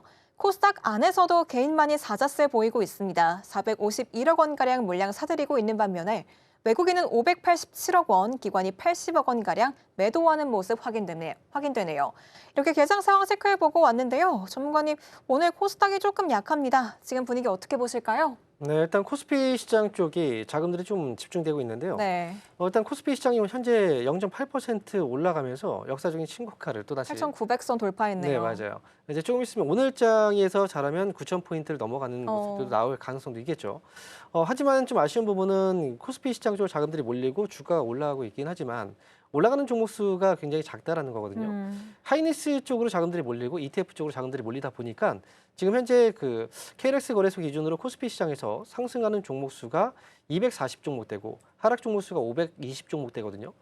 그럼 이 비교로 본다면 거의 2배 이상의 하락 종목 수가 더 많다는 거예요. 주가는 올라가지만. 그래서 오늘 같은 경우에는 이제 쏠림 현상이 조금 이제 나오는 그런 이제 분위기고 어제의 흐름에서도 봤지만 이제 뭐 삼성전자하고 하이닉스 쪽으로 자금들이 몰릴 때 다른 종목들이 올라가다가 이제 윗꼬리를 물면서 좀 빠지는 모습들이 있었거든요. 이 반대로 적용을 해본다면 삼성전자 하이닉스의 주가가 오늘 올라갔다가 좀 빠지게 된다면 다른 종목들은 수급이 돈다. 이게 순환매거든요. 그래서 오늘은 하이닉스의 주가의 상승 이게 지금 3% 쪽으로 그리고 ETF 쪽으로 자금들이 집중되다 보니까 수급이 그쪽으로 몰렸던 거고요. 만약에 이제 오늘 장중에 이쪽에 자금들이 빠지면 나머지 종목들 쪽으로 순환매가 돌 수 있을 겁니다. 하지만 이제 과거하고 좀 비교해 봤을 때 사실 예전 같은 경우에는 얼마 전까지만 해도 하이닉스하고 삼성전자 쪽으로 자금들이 몰릴 때 상승 종목 수가 뭐 100종목도 되지 않는 적들이 많았거든요. 지금은 쏠림 현상이 있긴 하지만 그래도 다른 종목들 쪽으로 수급이 조금씩은 이동을 하고 있기 때문에 어쨌든 순환매 장으로 가고 있는 건 맞아요. 그래서 이런 시장 안에서의 분위기를 보면은 종목들은 오늘 지금 당장 올라간다고 해서 무조건 얘네들이 계속 올라가는 건 아니고요. 지금 오늘 아침에 빠져 있다고 해서 이 종목이 계속 빠지는 건 아닙니다. 언제든 순환매를 통해서 이 상승과 하락의 변화가 좀 있을 수 있고요.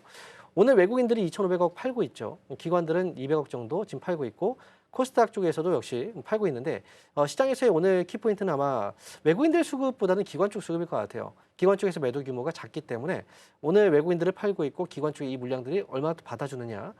그리고 기관 쪽에서 이 수급이 들어왔을 때 코스닥 쪽으로 장들이 이동할 수도 있기 때문에 어쨌든 지금 오늘 오전장의 시장보다는 항상 시장은 오후장 시장의 분위기가 좀 더 중요하다. 이 부분을 좀 생각하시면서 보시면 좋을 것 같습니다. 네, 알겠습니다. 우리 시장 순환매상으로 옮겨가고 있고 또 오후장의 분위기까지도 봐야 될 것 같네요. 지금 사실 프리장에서부터 지금까지 전선주가 굉장히 강하거든요.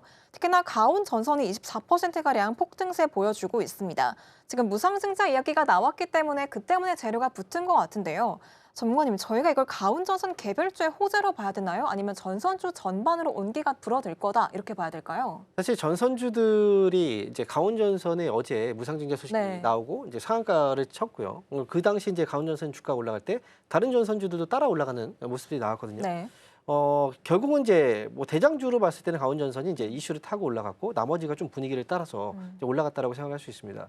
전선주 같은 경우에는 사실 뭐 그동안 주가가 올라가지 못했던 부분들도 많이 있어요. 상대적으로 조금 시장이 여전히 올라가고 있지만 이 안에서 주가는 어느 정도의 하락분이 좀 있었기 때문에 여기에 대한 저가 매수 유입이 또 있었고 거기에 대한 이제 이 재료가 반영되면서 이제 가온전선의 주가가 좀 크게 올리다 보니까 나머지 종목들 같은 경우에도 같이 또 덩달아서 올라가는 부분들이 있습니다.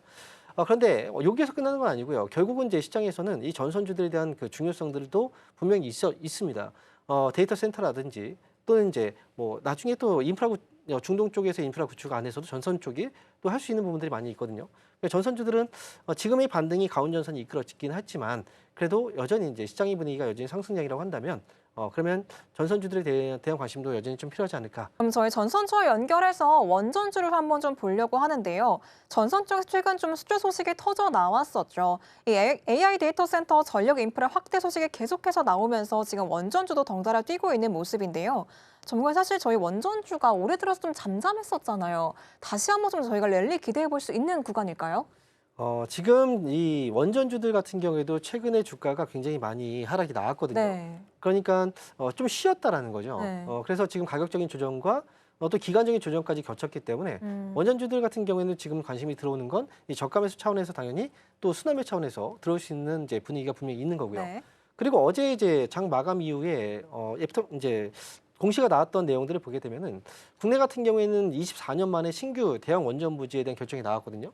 그렇기 때문에 원전에 대한 이제 투자에 대한 소식들이 애프터마켓 이제에서도 이제 주가가 크게 올라가면서 이 반영이 있었고 오늘도 역시 원전주들이 좀 강하게 움직이고 있는 것들도 바로 그 부분이라고 생각합니다.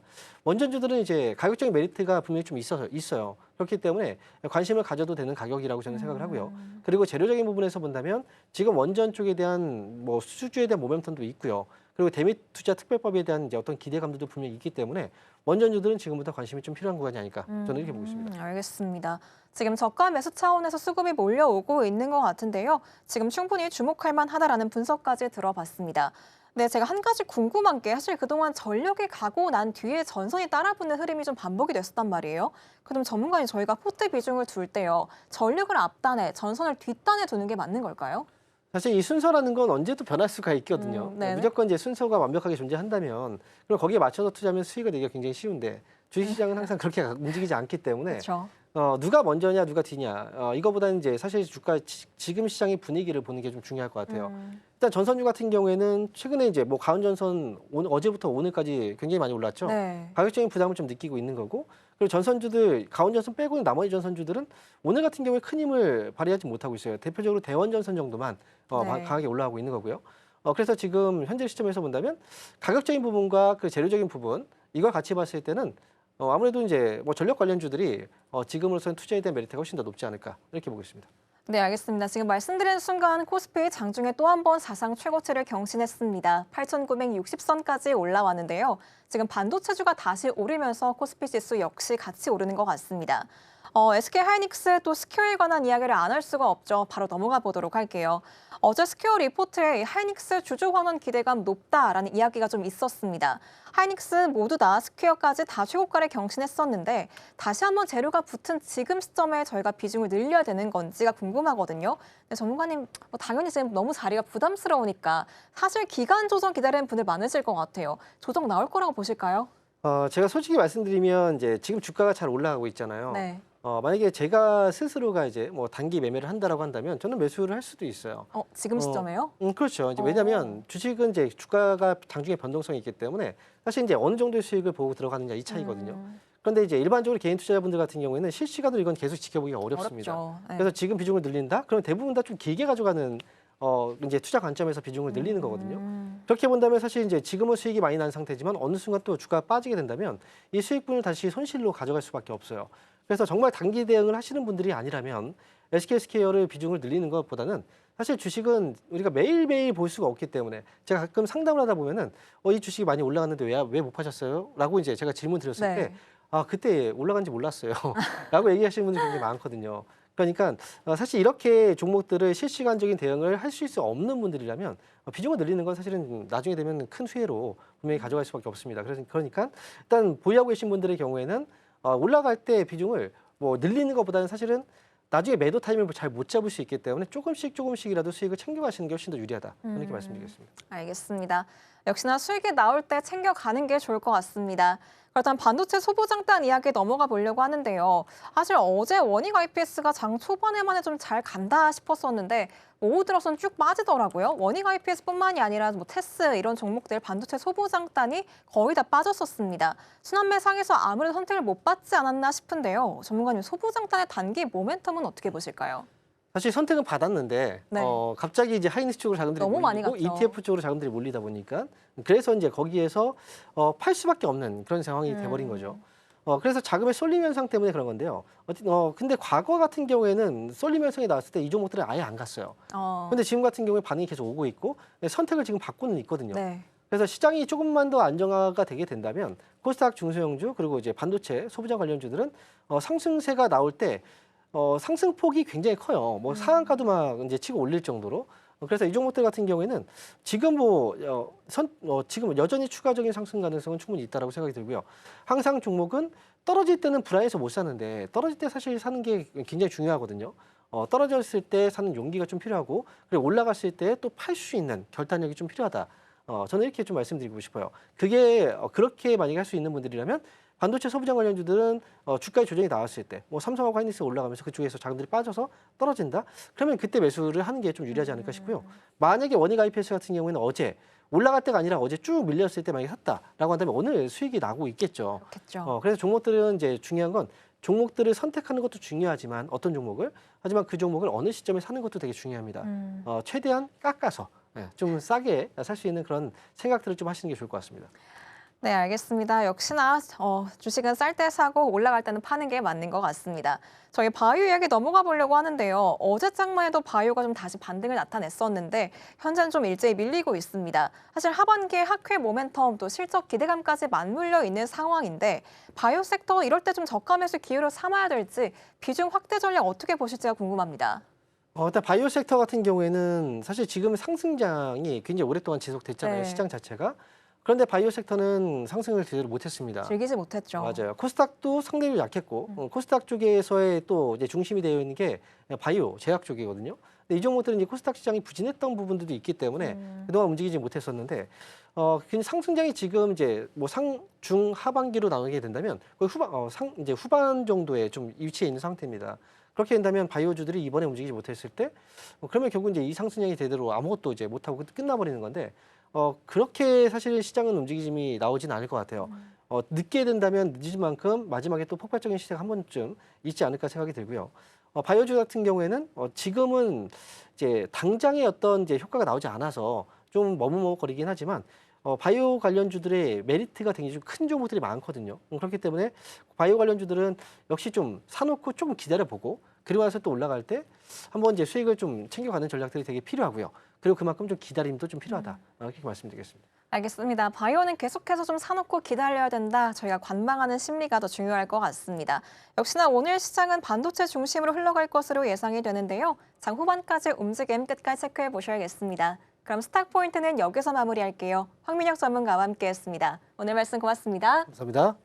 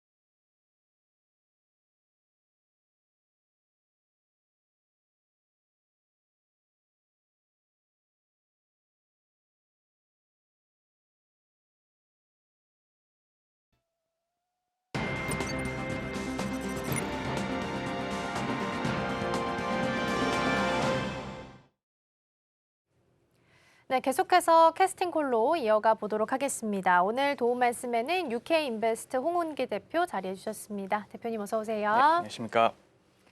네, 우리 시장 분위기 먼저 확인해 보겠습니다. 사실 어제 FOMC 결과상 예상대로 금리 동결이었지만 사실 점도표를 통해서는 올해 금리 인하하기 쉽지 않다. 그리고 오히려 25bp 인상에 대한 가능성이 나오면서 나스닥 지수가 크게 좀 빠졌죠. 3대 지수 하락하면서 마무리를 지었었는데 오늘 지금 코스피 상황을 봤을 때는 그래도 잘 버텨줍니다. 강보합 정도 지나가고요. 코스닥이 1.8%로 상대적으로 낙폭이 좀 크게 나타납니다. 외국인과 기관이 지금 양시장에서 현물 쪽에서는 빼고 있는 분위기가 일단은 먼저 체크가 되고 있습니다. 상대적으로 잘 버티는 것 같긴 한데요. 대표님 오늘장 분위기 어떻게 보고 계실까요? 예, 말씀 주신 대로 간밤에 이제 FOMC 회의가 이제 나오게 됐고 시장에서는 미국장도 어느 정도 이제 장 흐름 괜찮게 나와주었다가 이제 장 막판에 조금 이제 밀리는 흐름으로 이제 마감이 됐었고 그럼에도 불구하고 현재 이제 애프터장에서 트럼프 대통령이 이제 기존에 예정되어 있었던 그런 이제 전쟁 종식에 대해서 직접 서명했다라는 부분들이 시장에서는 조금 긍정적으로 작용을 한 것 같아요. 이제 장 마감 이후에 지금 이제 시간의 거래에서 조금씩 반등이 일어나고 있고 이런 부분들이 국내 증시에도 반도체 이제 SK 하이닉스 중심으로 해서 조금씩 이제 수급이 들어오는 부분들 보여지고 있기 때문에 역시나 시장은 이런 이제 이벤트에 대해서 단기적으로는 변동성이 어느 정도 예상이 됐다. 다만 이제 이런 부분들은 어느 정도는 선반영이 됐다라는 부분에 있어서 조금씩 이런 이제 시장의 흐름들은 역시나 금일 오전장에서 변동성을 조금 더 보일 것으로 이제 보여지고 있으나 오후장 들어서 그리고 이제 다음 주에 있을 마이크론의 이제 실적 발표가 있기 때문에 결국 국내 증시에서 가장 크게 지수 상승을 이끌었던 거는 삼성전자, SK 하이닉스이기 때문에 이런 부분들 앞으로 이제 있을 이벤트 역시도 삼전 닉스에 같이 묻어서 이제 올라갈 수 있는 부분들이 있기 때문에 이런 지수들도 역시 이제 중요하게 보는 포인트로 보는 게 좋을 것 같고요.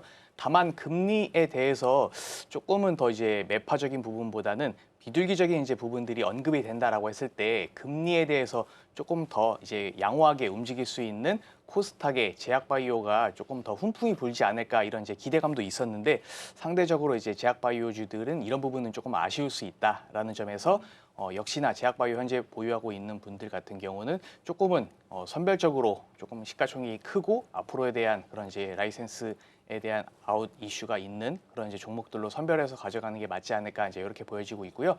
전쟁에 대한 부분들은 역시나 최근에 이제 이슈가 있었던 재건주 관련해서 그리고 이제 방산 쪽도 수급이 조금씩 들어온다라는 점, 조선 쪽도 오늘 역시나 조금 더 크게 수급이 들어온다라는 점에 있어서 봤을 때 최근에 있었던 반도체에 대한 섹터 오히려 한쪽으로만 수급이 몰린 것들이 아니라 전체적으로 순환이 돌면서 이런 부분들은 건강한 상승으로 곧 9,000피 그리고 10,000피까지도 이어질 수 있는 그런 이제 흐름의 매개가 되지 않을까 이렇게까지 정리해 보도록 하겠습니다. 네, 오늘 8,903선 현재 지나가고 있습니다. 오늘 종가까지 힘을 잘 유지해서 9,000피 달성할 수 있을지 좀 보도록 하겠고요.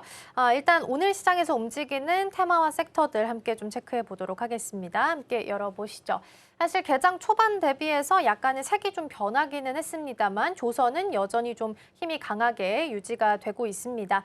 대미투자 특별법과 관련한 내용들이 이제 18일자 오늘 날짜로 발동이 되기 시작을 하고요. 자본금 2조 원 규모로 한미전략투자공사도 같이 좀 출범이 됩니다. 오늘 일정이 있어서 그런지 조선 쪽에서 반응 나오는 종목들 함께 좀 확인되고 있습니다. 두 번째 열어볼까요?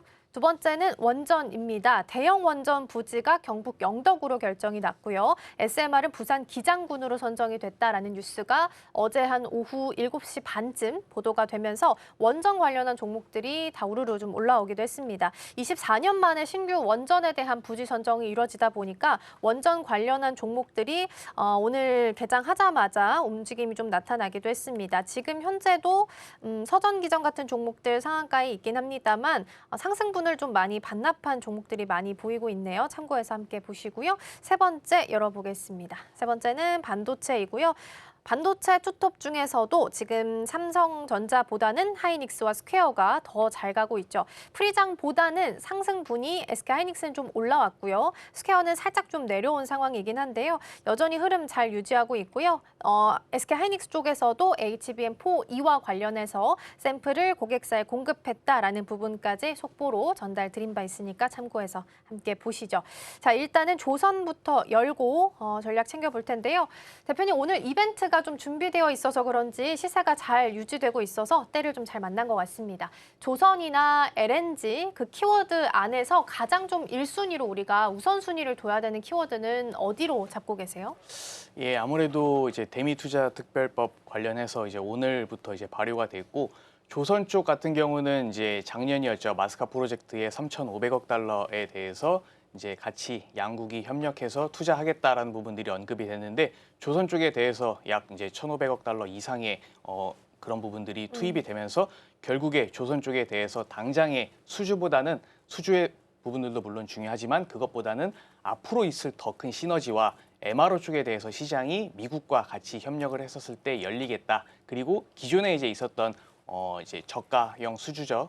VLCC보다는 오히려 이제 LNG 쪽이라던가 특수선, 군함, 잠수함 이런 조금 더 고부가 가치에 대한 그런 이제 선박들이 조금 더 시장에서 가시화되고 올라왔었을 때 이런 부분들은 조선 3사 나아가서 관련된 그런 이제 기자재 관련된 종목들도 조금 더 훈풍이 불지 않을까 이제 이런 부분들이 이제 기대가 있었었는데 사실 올 초부터 조선 쪽이 크게 이제 쉬어갔던 흐름들이 있었습니다. 그럼에도 불구하고 조선의 선박 엔진 쪽에 대해서 AI 데이터 센터에 이제 들어간다라고 해서 시장에서는 한 차례 저가에 대한 그런 이제 흐름들 잡아가면서 반등이 있었었는데 이런 반등이 나아가서 이제 곧 있을 6월 말이죠. 캐나다 이제 60조 원의 잠수함 수주의 이제 그런 부분들도 같이 내러티브를 타게 됐고요. 두 번째 이슈로는 언급드렸던 이제 마스카 프로젝트가 결국에 전쟁 종식이 나왔을 때 조금 더 이제 앞으로는 이제 이런 부분들이 가시화될 수 있지 않을까에 대한 부분들이 시선이 쏠리면서 주가에 대해서 이제 저점을 잡고 지속적으로 지금 상승 흐름 이어지고 있는데 어제까지만 해도 이제 큰 흐름 이어졌었고 오늘은 이제 원전 쪽이 오히려 이제 대미 투자 관련해서 조선과 원전 이제 이런 쪽으로 많이 시선이 끌리고 있는데 어제까지만 해도 이제 조선 쪽의 시세가 긍정적으로 나와줬고 최근에 급등했던 흐름들이 오늘은 약간의 이제 차익 실현 매물이 나오는 것으로 이제 보여지고 있는데 HD 현대중공업은 그래도 어느 정도 이제 보합권 유지하고 있고 다만 상대적으로 이게 단기적으로 끝났다라고 보기보다는 오히려 원전 쪽으로도 수급이 이제 몰렸다라는 부분들은 결국에 이제 대미 투자 관련해서 조금 이런 모멘텀이 단기적으로 끝날 것은 아니다. 조금 더 중장기적으로 앞으로에 대한 추세, 작년에 조방원이라고 해서 쭉 갔던 이런 흐름들이 올 하반기 때도 조금 이런 상승 탄력을 받을 수 있지 않을까. 네, 이렇게까지 정리 한번 해보도록 하겠습니다. 네, 일단 마스카 프로젝트 관련한 내용들 먼저 점검해봤고요. 대미투자특별법 1호 프로젝트가 어디가 될 건지가 좀 중요하죠. 조선이냐 혹은 원전이냐라는 이야기가 나오고 있어서 바로 원전으로 좀 이어서 가보겠습니다. 기대감도 있는 상황이죠. 만우가에 대한 기대감도 있고요. 추가적으로 국내에서 앞서 말씀드린 신규 원전 부지가 선정됐다라는 뉴스를 타고서 강한 상승세를 보이기도 했습니다. 힘이 좀 빠지긴 했는데 그래도 오랜만에 들어온 매수세에 좀 의미를 좀 둘 수 있을까요?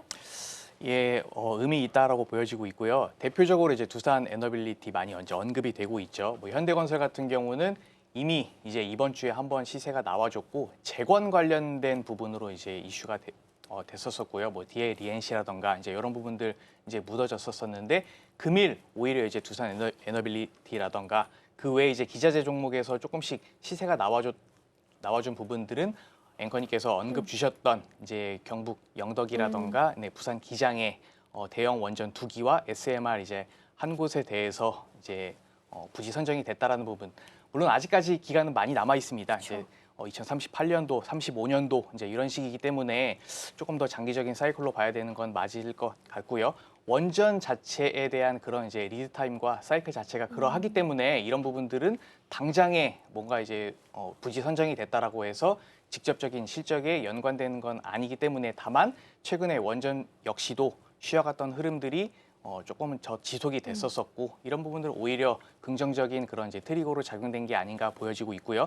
결국에 국내뿐만 아니라 국외에 대한 흐름들도 보시면 좋을 것 같은데 결국 중동에 대한 이제 전쟁이 이제 마무리가 됐고 중동 쪽에서 기존에 논의하고 있었던 이제 그런 부분들이 이제 조금 더 이제 가시화될 수 있다라는 부분들에 있어서 원전, 뭐 두산 에너빌리티 물론 이제 중요하고요. 현대건설, DLENC 관련해서도 종목들에 대한 원전 쪽이 다시 한번 살아났을 때 종목들에 대한 개별적인 흐름들도 조금 더 상승 탄력을 받을 수 있지 않을까. 네, 이렇게 정리해 볼 수 있을 것 같습니다. 네.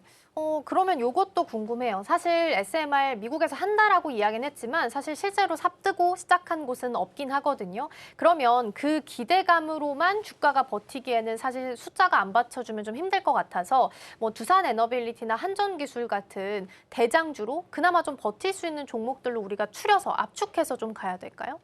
우선은 이제 그렇게 보는 게 제 입장에서는 맞을 것 같고 그런 이제 미국 쪽에 대한 스탠스로 봤을 때는 대형 쪽 종목들 위주로 보셔라 이제 이렇게 언급드리고 국내 쪽에 대해서도 이제 언급이 분명히 있기 때문에 그쵸. 국내 쪽에 대해서는 관련돼서 이제 밸류를 가지고 있는 조금은 가벼운 종목들로도 매매 트레이딩하는 관점도 이제 저는 좋아 보인다라고 판단되고 있고요.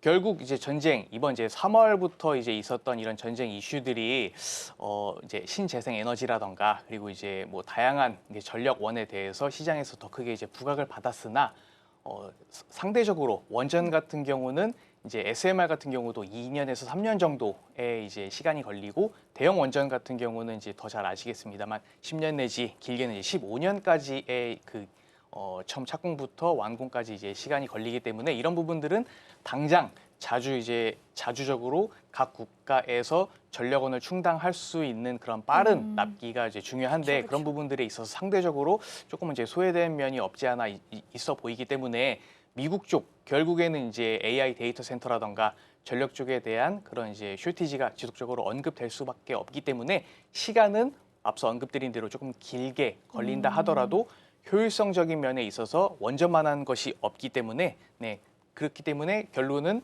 좀 긴 호흡으로 보시는 게 맞을 것 같고 그렇기 때문에 가벼운 종목들 중소형주보다는 오히려 미국 쪽에 대한 내러티브를 가지고 간다라고 했을 때는 대형주 위주로 가져가는 게 맞지 않을까 이렇게 보고 있습니다. 그렇죠. 원전 자체가 워낙 장기 프로젝트고 실제적으로 수주를 딴다고 하더라도 삽을 뜰 때까지도 시간이 좀 많이 걸리죠. 그러면 그 기간 동안을 잘 버틸 수 있는 대형주 단으로 압축해서 종목들 봐야 된다라고 말씀 좀 주셨습니다. 원전 살펴봤고요. 반도체로도 넘어가 보겠습니다. 일단 FOMC 결과가 나왔고요. 점도표가 생각보다는 매파적으로 나왔다라는 평가가 정리가 좀 되고 있는 상황이죠. 오늘 좀 떨어질까 걱정을 좀 했었는데 다행히 잘 버팁니다. 지금 삼성전자가 물론 뭐 강보합에서 보합 오르락내리락 하고 있긴 합니다만 하이닉스랑 스퀘어는 3%대로 잘 버텨주는 움직임들이 확인되고 있거든요. 이번에 FOMC 결과와 반도체주들의 흐름에 있어서 어떤 영향을 좀 줄 수 있을까요? 단기적으로는 분명 이제 충격이 있을 것이다 이제 이렇게 생각을 했는데 오히려 이제 트럼프 대통령이 이제 조금 공격적으로 이제 직접 이제 서명도 나오게 되고 이런 부분들은 시장에서 네. 조금 이제 긍정적으로 이제 해석이 되면서 시장 자체에 대한 온도가 조금 이제 엇갈리게 나온 게 아닌가 보여지고 있고요. 이런 부분들은 이제 앞으로 다음에 있을 FOMC에 대한 결과 이제 연내에 4차례 정도가 이제 남아 있는데 결국 이제 학습 효과가 이제 됐다라고 이제 저는 보여지고 있어서 다음 스탠스 역시나 뭔가 물가라던가 고용 지표에 대해서 좀 객관적인 지표를 가지고 케빈 워시는 평가를 하겠다. 이제 이런 부분에 있어서는 시장 참여자들은 조금 이제 생각하시면서 단기적인 변동성 그리고 기존에 이제 나왔던 고용 지표라던가 물가 지표들이 조금은 이제 애매하게 나왔네, 부정적이네라고 했었을 때는 단기적으로 충격은 예상되겠다. 이런 부분들은 이제 조금은 체감하시면서 투자에 임하실 수 있을 것 같다. 이제 이렇게 저는 정리해 볼 수 있을 것 같고 결국에 이제 중장기적으로 봤을 때 단기적인 그런 금리에 대한 동결과 인상에 대해서는 크게 이제 중요하지 않다라고 보고 있고 직전에 이제 코로나 때 이슈였었죠. 금리가 한 차례, 두 차례뿐만 아니라 연속해서 그리고 지속적으로 올리는 이제 그런 패턴 자체는 시장에서 중장기적으로도 큰 충격으로 다가올 수 있지만 간헐적으로 한 번 내지 뭐 2번 이제 지표 자체가 워낙 좋게 나와서 역설적으로 이제 이런 부분에 있어서 좀 인플레이션이 예상이 된다. 이제 그리고 이제 경기가 조금 과열됐다라는 측면에서 금리에 대한 간헐적인 인상은 오히려 더 이제 긍정적인 시그널로 받아들여질 수 있을 것이다 이렇게 보여지고 있고요. 결국 이제 경기가 좋아지게 된 계기 자체는 다들 아실 것 같습니다. 반도체일 것이고요. 미국에 있는 이제 다양한 빅테크 기업들을 이제 처음 이제 스타트로 국내에 있는 SK 하이닉스라던가 삼성전자에 대해서 직접적인 이제 수혜가 현재 받게 되고 있는 상황이고 단기적인 이제 이벤트로 역시나 마이크론 테크놀로지일 것 같습니다. 다음 주에 마이크론 테크놀로지가 실적 발표가 이제 있게 되고요. 이번 실적 역시나 굉장히 이제 좋은 호실적이 이제 예상이 될 것 같은데 이런 부분들은 결국 SK 하이닉스라던가 삼성전자의 바로미터로 기존에 이제 삼았던 지표이기 때문에 역시 이런 부분들은 미리 선반영돼서 삼성전자와 SK 하이닉스에 이제 반영되는 게 아닌가 이제 이렇게 보여지고 있는데 오히려 이제 어제 장과 오늘 장 특히 이제 SK 하이닉스가 상대적으로 삼성전자보다 네, 더 맞아요. 크게 지금 현재 상승하고 있는 흐름들 지금 SK 하이닉스 같은 경우는 262만 원대 이제 가격권으로 계속 이제 저점을 이제 높여 나가면서 고점도 올려 나가고 있는데 이런 부분들은 이제 오히려 삼성전자보다는 단기적인 상승할 수 있는 모멘텀 ADR 상장이 있을 것 같고요. ADR은 이제 8월 정도에 어느 정도 좀 가시화될 수 있을 것이다라는 부분들은 수급적으로 오히려 이제 삼성전자보다는 조금 우선순위에 이제 시장에서는 평가를 하는 것 같고요. 조금 이제 단기적인 노이즈로 이제 나오긴 했었으나 SK 하이닉스에서 100조 원 규모의 이제 주주 환원에 대한 부분들이 언급이 됐고 물론 이제 공시를 통해서 이제 제대로 논의된 바 없다라고 했는데 근데 사실 이제 100조에 대한 규모가 제대로 객관적으로 논의된 바 없는 것뿐이지 실제로 100조에 이제 준하는 그런 이제 주주 환원 정책에 대해서는 이제 그 SK 하이닉스 자체 반도체에 대해서도 이미 어느 정도는 큰 틀에 있어서는 계획을 하고 있는 부분들이기 때문에 이런 부분들은 역시나 최근에 이제 정부 정책에 맞춰서도 조금 이제 매칭되는 부분들이 아닌가 이제 그렇게 싶고, 그렇게 돼서 배당이 좀 더 확대된다라고 했을 때 최근에 같이 이제 언급이 되고 있죠. SK 이제 스퀘어 같은 경우도 맞아요. 네, 지금 시세가 나와주고 있는데, 이런 부분들은 결론은 시장의 이런 이제 FOMC에 대한 결과는 앞으로도 단기적으로는 변동성과 충격은 예상될 수 있다. 다만 실적이 뒷받침되는 반도체에 대해서는 아직 사이클 자체가 꺼지지 않았고 내년과 후년까지도 긍정적인 그런 이제 시그널이 나와주고 있기 때문에 중장기적인 관점으로 바라보신다라고 했을 때 조금 더 우량하게 투자할 수 있다. 이렇게 정리해드리도록 하겠습니다. 네. 그러면 가장 궁금하시는 내용 중에 하나가 또 그러면 고점이 어디겠느냐라는 부분이 아닐까 싶습니다. 지금 삼성전자가 시총이 2,000조 좀 넘고요. 하이닉스가 1,860조 정도 되는데 어제 기준으로 13%니까 만약에 오늘 3% 정도의 상승분을 종가까지만 유지를 해준다면 추가적으로 하이닉스가 10% 정도 상승을 해주면 시총이 1위로 올라올 수 있는 상황입니다. 그러면 시총 하이닉스가 삼성전자를 앞지르게 된다면 그때가 고점일 수도 있다라는 시각들도 있거든요. 이 의견에 대해서는 대표님 어떻게 좀 보세요? 네, 그런 의견들도 네, 저도 이제 봤던 것 같고, 오히려 이제 그렇게 되면은 이제 거품의 시그널이다. 오히려. 예, 이제 그렇게도 이제 시장에서는 언급이 되고 있더라고요. 근데 그렇게 크게 저는 중요하지 않다라고 보고 있는 게 이미 연초부터 삼성전자를 매수하실 건가요? 하이닉스를 매수하실 건가요? 어떤 게 더 좋나요?라는 질문들을 굉장히 많이 받아왔고 네네. 시장에서는 시장 참여자들은 과연 어떤 종목을 사는 게 좋을까라는 그쵸. 고민들을 많이 하셨을 것 같은데 대부분 공통적인 대답 자체가 그냥 두 개 다 적절한 같이?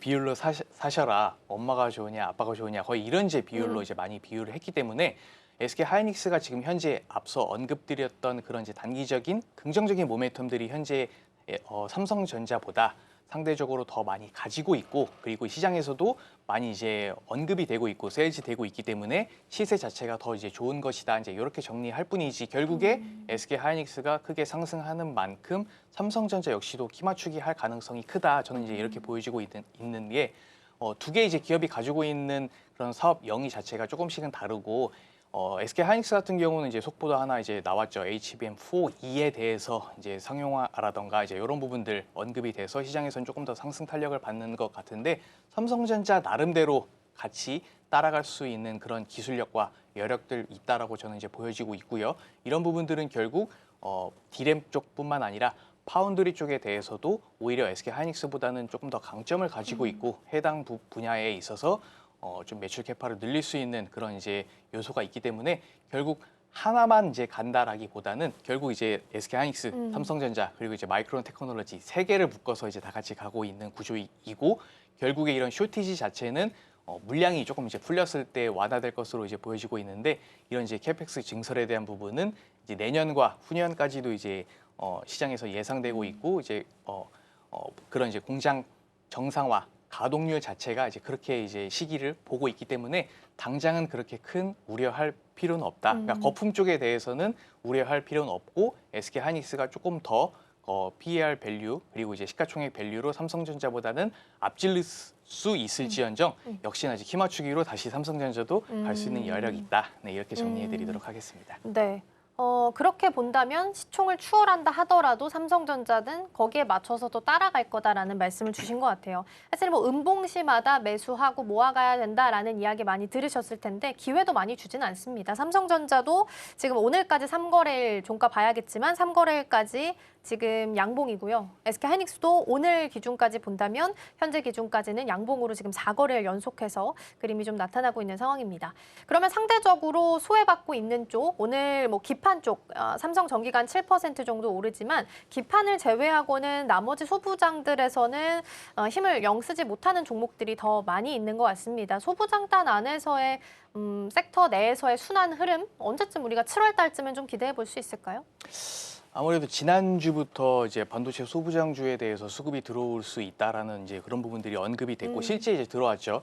전공정 이제 장비 쪽들에 대한 강세, 그리고 이제 선별적으로 이제 패키징 쪽, 구공정 네. 쪽에 대해서도 이제 간헐적으로 이제 공급 수주 이슈라던가 이제 이런 부분들이 나오는 종목들은 올라가고 있었던 이제 네. 이런 흐름들인데, 이 흐름 자체가 이번 주에도 이어지는가 싶더니 사실 오늘 장에서는 큰 이제 흐름은 네네. 이어지고 있지 않은 것으로 이제 보여지고 있는데, 결국에 저는 충분히 낙수 효과는 이뤄질 수밖에 없다. 이제 이렇게 정리해 볼 수 있을 것 같고, 삼성전자와 SK 하이닉스에 대한 이제 앞으로에 대한 펩 이슈가 이제 있죠.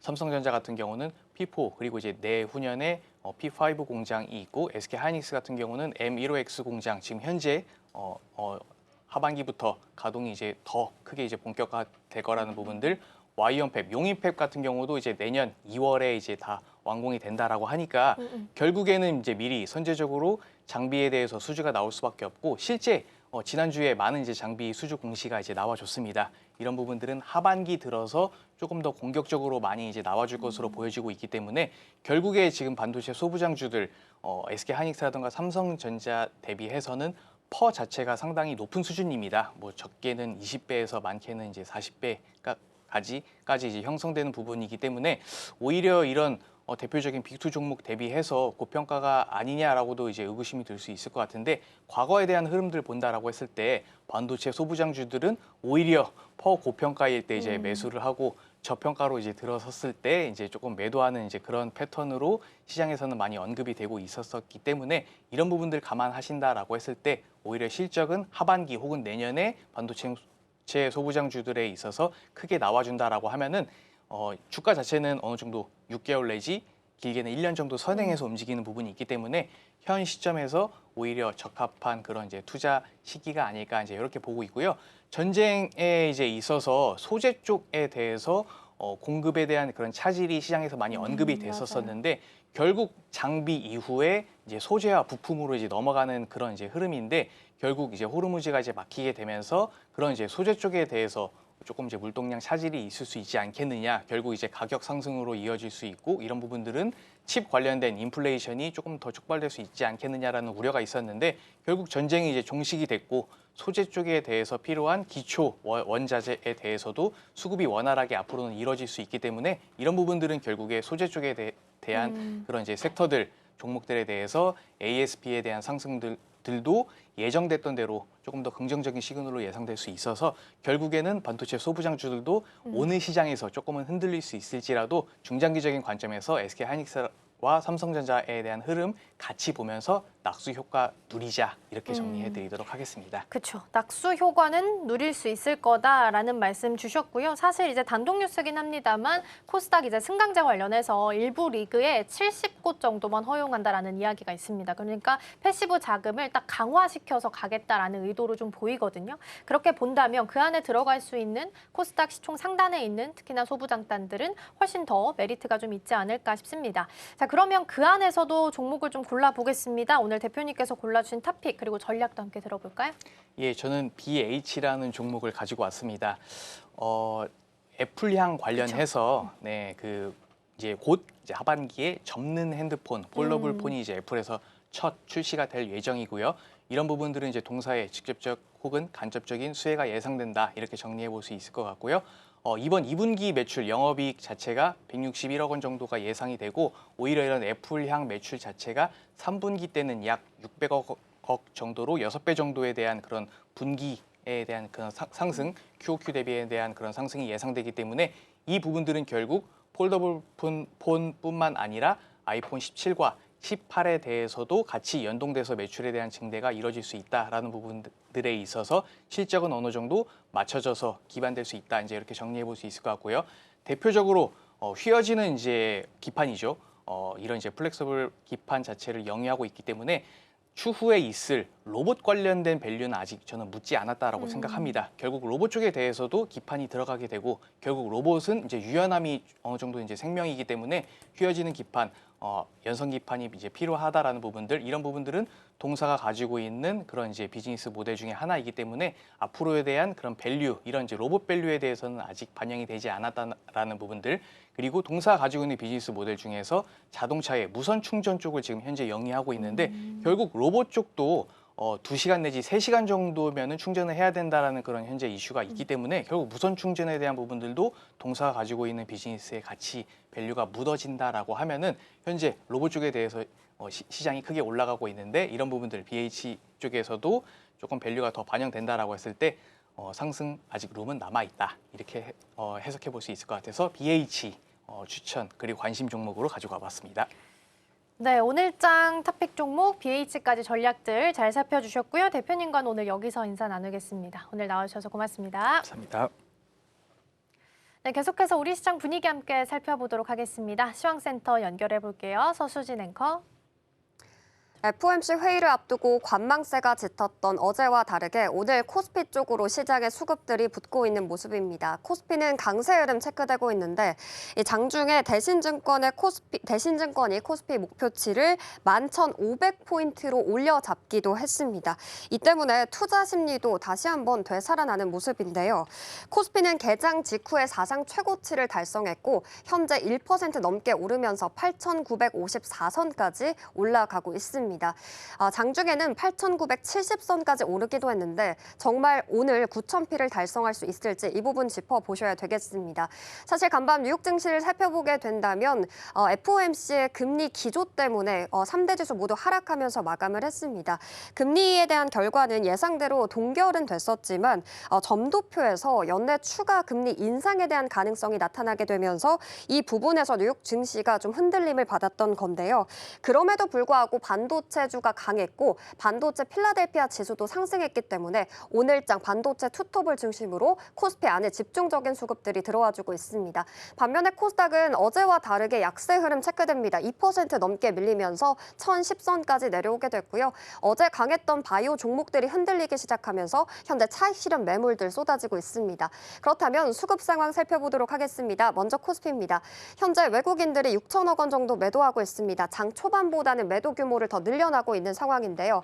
간밤에 환율이 좀 급등하기 시작하면서 들어오기 조금 어려워진 탓일까요? 외국인들의 수급 장 후반까지 지켜보셔야 되겠습니다. 다만 이 물량들을 개인들이 7천억 원 넘게 받아내게 되면서 지수 상승을 이끌어내고 있습니다. 코스닥 수급도 살펴보도록 하겠습니다. 메이저 주체들이 역시 팔아치우고 있는 가운데 외국인들이 1,300억 원 물량 덜고 있고요. 개인 쪽에서만 1,800억 원의 매수 우위 보여주고 있습니다. 업종별 흐름 만나보도록 하겠습니다. 먼저 코스피입니다. 상승하고 있는 업종 전기전자가 2%로 가장 강한데요. 이 안에서 삼화전자와 삼화전기가 강세 나타나고 있습니다. 삼화전자는 상한가를 달성했다라는 소식까지 전해드리고요. 의약품 쪽이 오늘 2% 상승분 들어와 있는데 D&D 파마텍이 어제 LG AI 연구원과 함께 AI 기반으로 펩타이드 신약을 공동 개발한다는 소식이 나오면서 메시 관련주들이 강했습니다. 그런데 오늘 관련주인 현대약품도 강세를 나타내고 있는 흐름입니다. 그리고 보험 쪽에서도 금리 인상에 대한 기조와 함께 기대감 2% 넘는 빨간불로 받아내고 있고요. 제조업이 1.41%, 의료 정밀까지 빨간불 들어와 있습니다. 이어서 하락하고 있는 업종도 만나보도록 하겠습니다. 현재 철강 및 금속이 밀리고 있는 가운데 금속 쪽에서 흐름을 살펴보게 된다면 방산주들이 차익 매물들이 나오고 있는 상황입니다. 건설업도 재건에 대한 모멘텀 남아 있음에도 불구하고 차익 매물들 나오면서 3% 넘게 밀리고 있고요. 운수 장비와 운수 창고까지 파란불 들어와 있습니다. 코스닥 업종 지수 만나보도록 하겠습니다. 코스닥 안에서는 하락하고 있는 업종 지수가 더 다수인데요. 금융 쪽에서 3% 넘게 밀리고 있는데 스페이스 X 기대감으로 올랐던 미래에셋 벤처 투자 그리고 아주 IB 투자까지 차익 매물들 나오고 있습니다. 운송 장비 부품 쪽에서 방산주들의 파란불 들어와 있고요. 금속과 화학, 운송과 건설까지 하락불 킨 가운데 그래도 하락 지수가 좀 약한 쪽은 섬유 의류 쪽이었습니다. 관련된 소식으로는 트럼프 대통령이 북한 문제 해결을 위해서 노력을 하겠다는 소식이 나오게 되면서 남북 경협주가 상승하고 있는 흐름입니다. 네, 그렇다면 거래대금 확인해 보도록 하겠습니다. 먼저 코스피입니다. 반도체 투톱이 힘을 내주고 있습니다. SK하이닉스 어제의 반등에 이어서 오늘도 4% 넘게 상승해내면서 260만 원까지 올라왔습니다. 260, 33만 원 지나가고 있는데 계속해서 사상 최고치 찍을 수 있을지 체크해 보셔야 되겠고요. 삼성전자도 SK하이닉스와 함께 힘을 받아가고 있습니다. 있습니다. 오늘 이제 SK 하이닉스 쪽에서 HBM4E 12단 관련 공급 소식이 나오면서 조금 더 주가 탄력을 받아가고 있는 모습입니다. 그리고 오늘 삼성전기가 8% 넘는 불기둥 세워내고 있습니다. 그동안 MLCC가 크게 부각을 받지 않았던 요즘 장세에서 다시 한번 MLCC 관련주들이 급등하고 있는 흐름이고요. 사막 콘덴서까지 함께 상승하고 있는 모습입니다. 그리고 SK 하이닉스와 함께 스퀘어도 지분 주주 환원에 대한 가치 부각되면서 4.7% 강세 흐름 체크되고요. LG 이노텍도 기판주와 함께 상승하고 있습니다. 코스닥 거래대금 상위 종목 움직임 만나보겠습니다. 현재 반도체 소보장 쪽에서는 차익 실현 움직임 나타나는 가운데 원익 IPS만 2% 상승불 들어와 있고요. 원전주로 분류되는 우리기술이 상승불을 켰었다가 지금 모두 반납하고 있습니다. 2% 넘게 밀리고 있는 흐름 체크되고 있습니다. 시총 상위 종목의 흐름 만나보도록 하겠습니다. 코스피에서 1위부터 6위인데요. 반도체 투톱이 강한 가운데 역시나 현대차가 또 한 번 밀려내고 있습니다. 1%의 하락불 들어오고 있고요. 이제 피지컬 AI에 대한 모멘텀은 사라진 건지 오후장까지 파악해 보셔야 되겠습니다. 7위부터 12위의 움직임도 만나보도록 하겠습니다. 이 안에서는 혼조세 나타나는 가운데 삼성 바이오로직스에 4%가 넘는 빨간불 들어와 있습니다. 22일에 바이오 USA가 개막을 합니다. 어제 코스닥에서 바이오 종목들이 강했다면 삼성 바이오로직스도 함께 힘을 받는 분위기였는데요. 오늘장까지 탄력 받아가고 있습니다. 그리고 두산 에너빌리티가 12위까지 올라오게 됐습니다. 현재 5% 넘는 불기둥, 0.78% 넘는 상승불 나타내게 되면서 10만 원대 주가 유지해주고 있고요. 원전 관련돼서 이제 한수원이 부지를 선정했다는 소식과 함께 힘 받아가고 있습니다. 이어서 코스닥 시총 종목의 상위 종목들 움직임 만나보도록 하겠습니다. 알테오젠을 비롯해서 다른 종목들은 모두 하락하고 있는데요. 어제 바이오 종목들이 금리에 대한 가능성은 좀 완화되게 되면서 이러한 부분들에 대해서 주가가 너무 떨어졌기 때문에 다시 한번 수급이 들어와주는 흐름이었습니다. 그런데 코오롱 티슈딘을 중심으로 현재 하락하고 있는 움직임 체크되고 있고요. 7위부터 12위의 움직임도 만나보도록 하겠습니다. 이 안에서도 본다면 바이오 종목들 단에서는 HLB만 지금 힘을 받아가고 있습니다. HLB 관련된 소식에는 간암 신약 FDA의 실사를 건너뛰고 서면 심사만 가능한다라는 가능성에 집중이 되게 되면서 오늘장 수급들이 들어와주고 있습니다. 네, 이렇게 전반적인 시장 분위기 살펴봤습니다. 오후장까지 체크해 보시기 바랍니다. 지금까지 시황센터였습니다. 네, 어제 미국 시장 빠진 거 대비해서는 잘 버티고 있습니다만 코스피와 코스닥 양시장 모두에서 외국인과 기관이 좀 빼고 있습니다. 개인 투자자가 오롯이 바치고 있는 시장이기 때문에 힘이 잘 유지될 수 있을지 좀 보셔야겠습니다. 특히나 오늘 미국 시장 정규장 열리면 선물옵션 동시 만기일이기 때문에 우리 시장에서도 오후장에 영향을 좀 받을 수 있어서 같이 염두하면서 전략들 세워보시면 좋겠습니다. 저희가 방송 중에 제공해드린 정보는 투자 판단을 위한 조언일 뿐 해당 종목의 가치와 수익률은 보장하지 않습니다. 저희는 내일 더 다양한 소식 준비해서 돌아오겠습니다. 시청해주신 여러분 고맙습니다.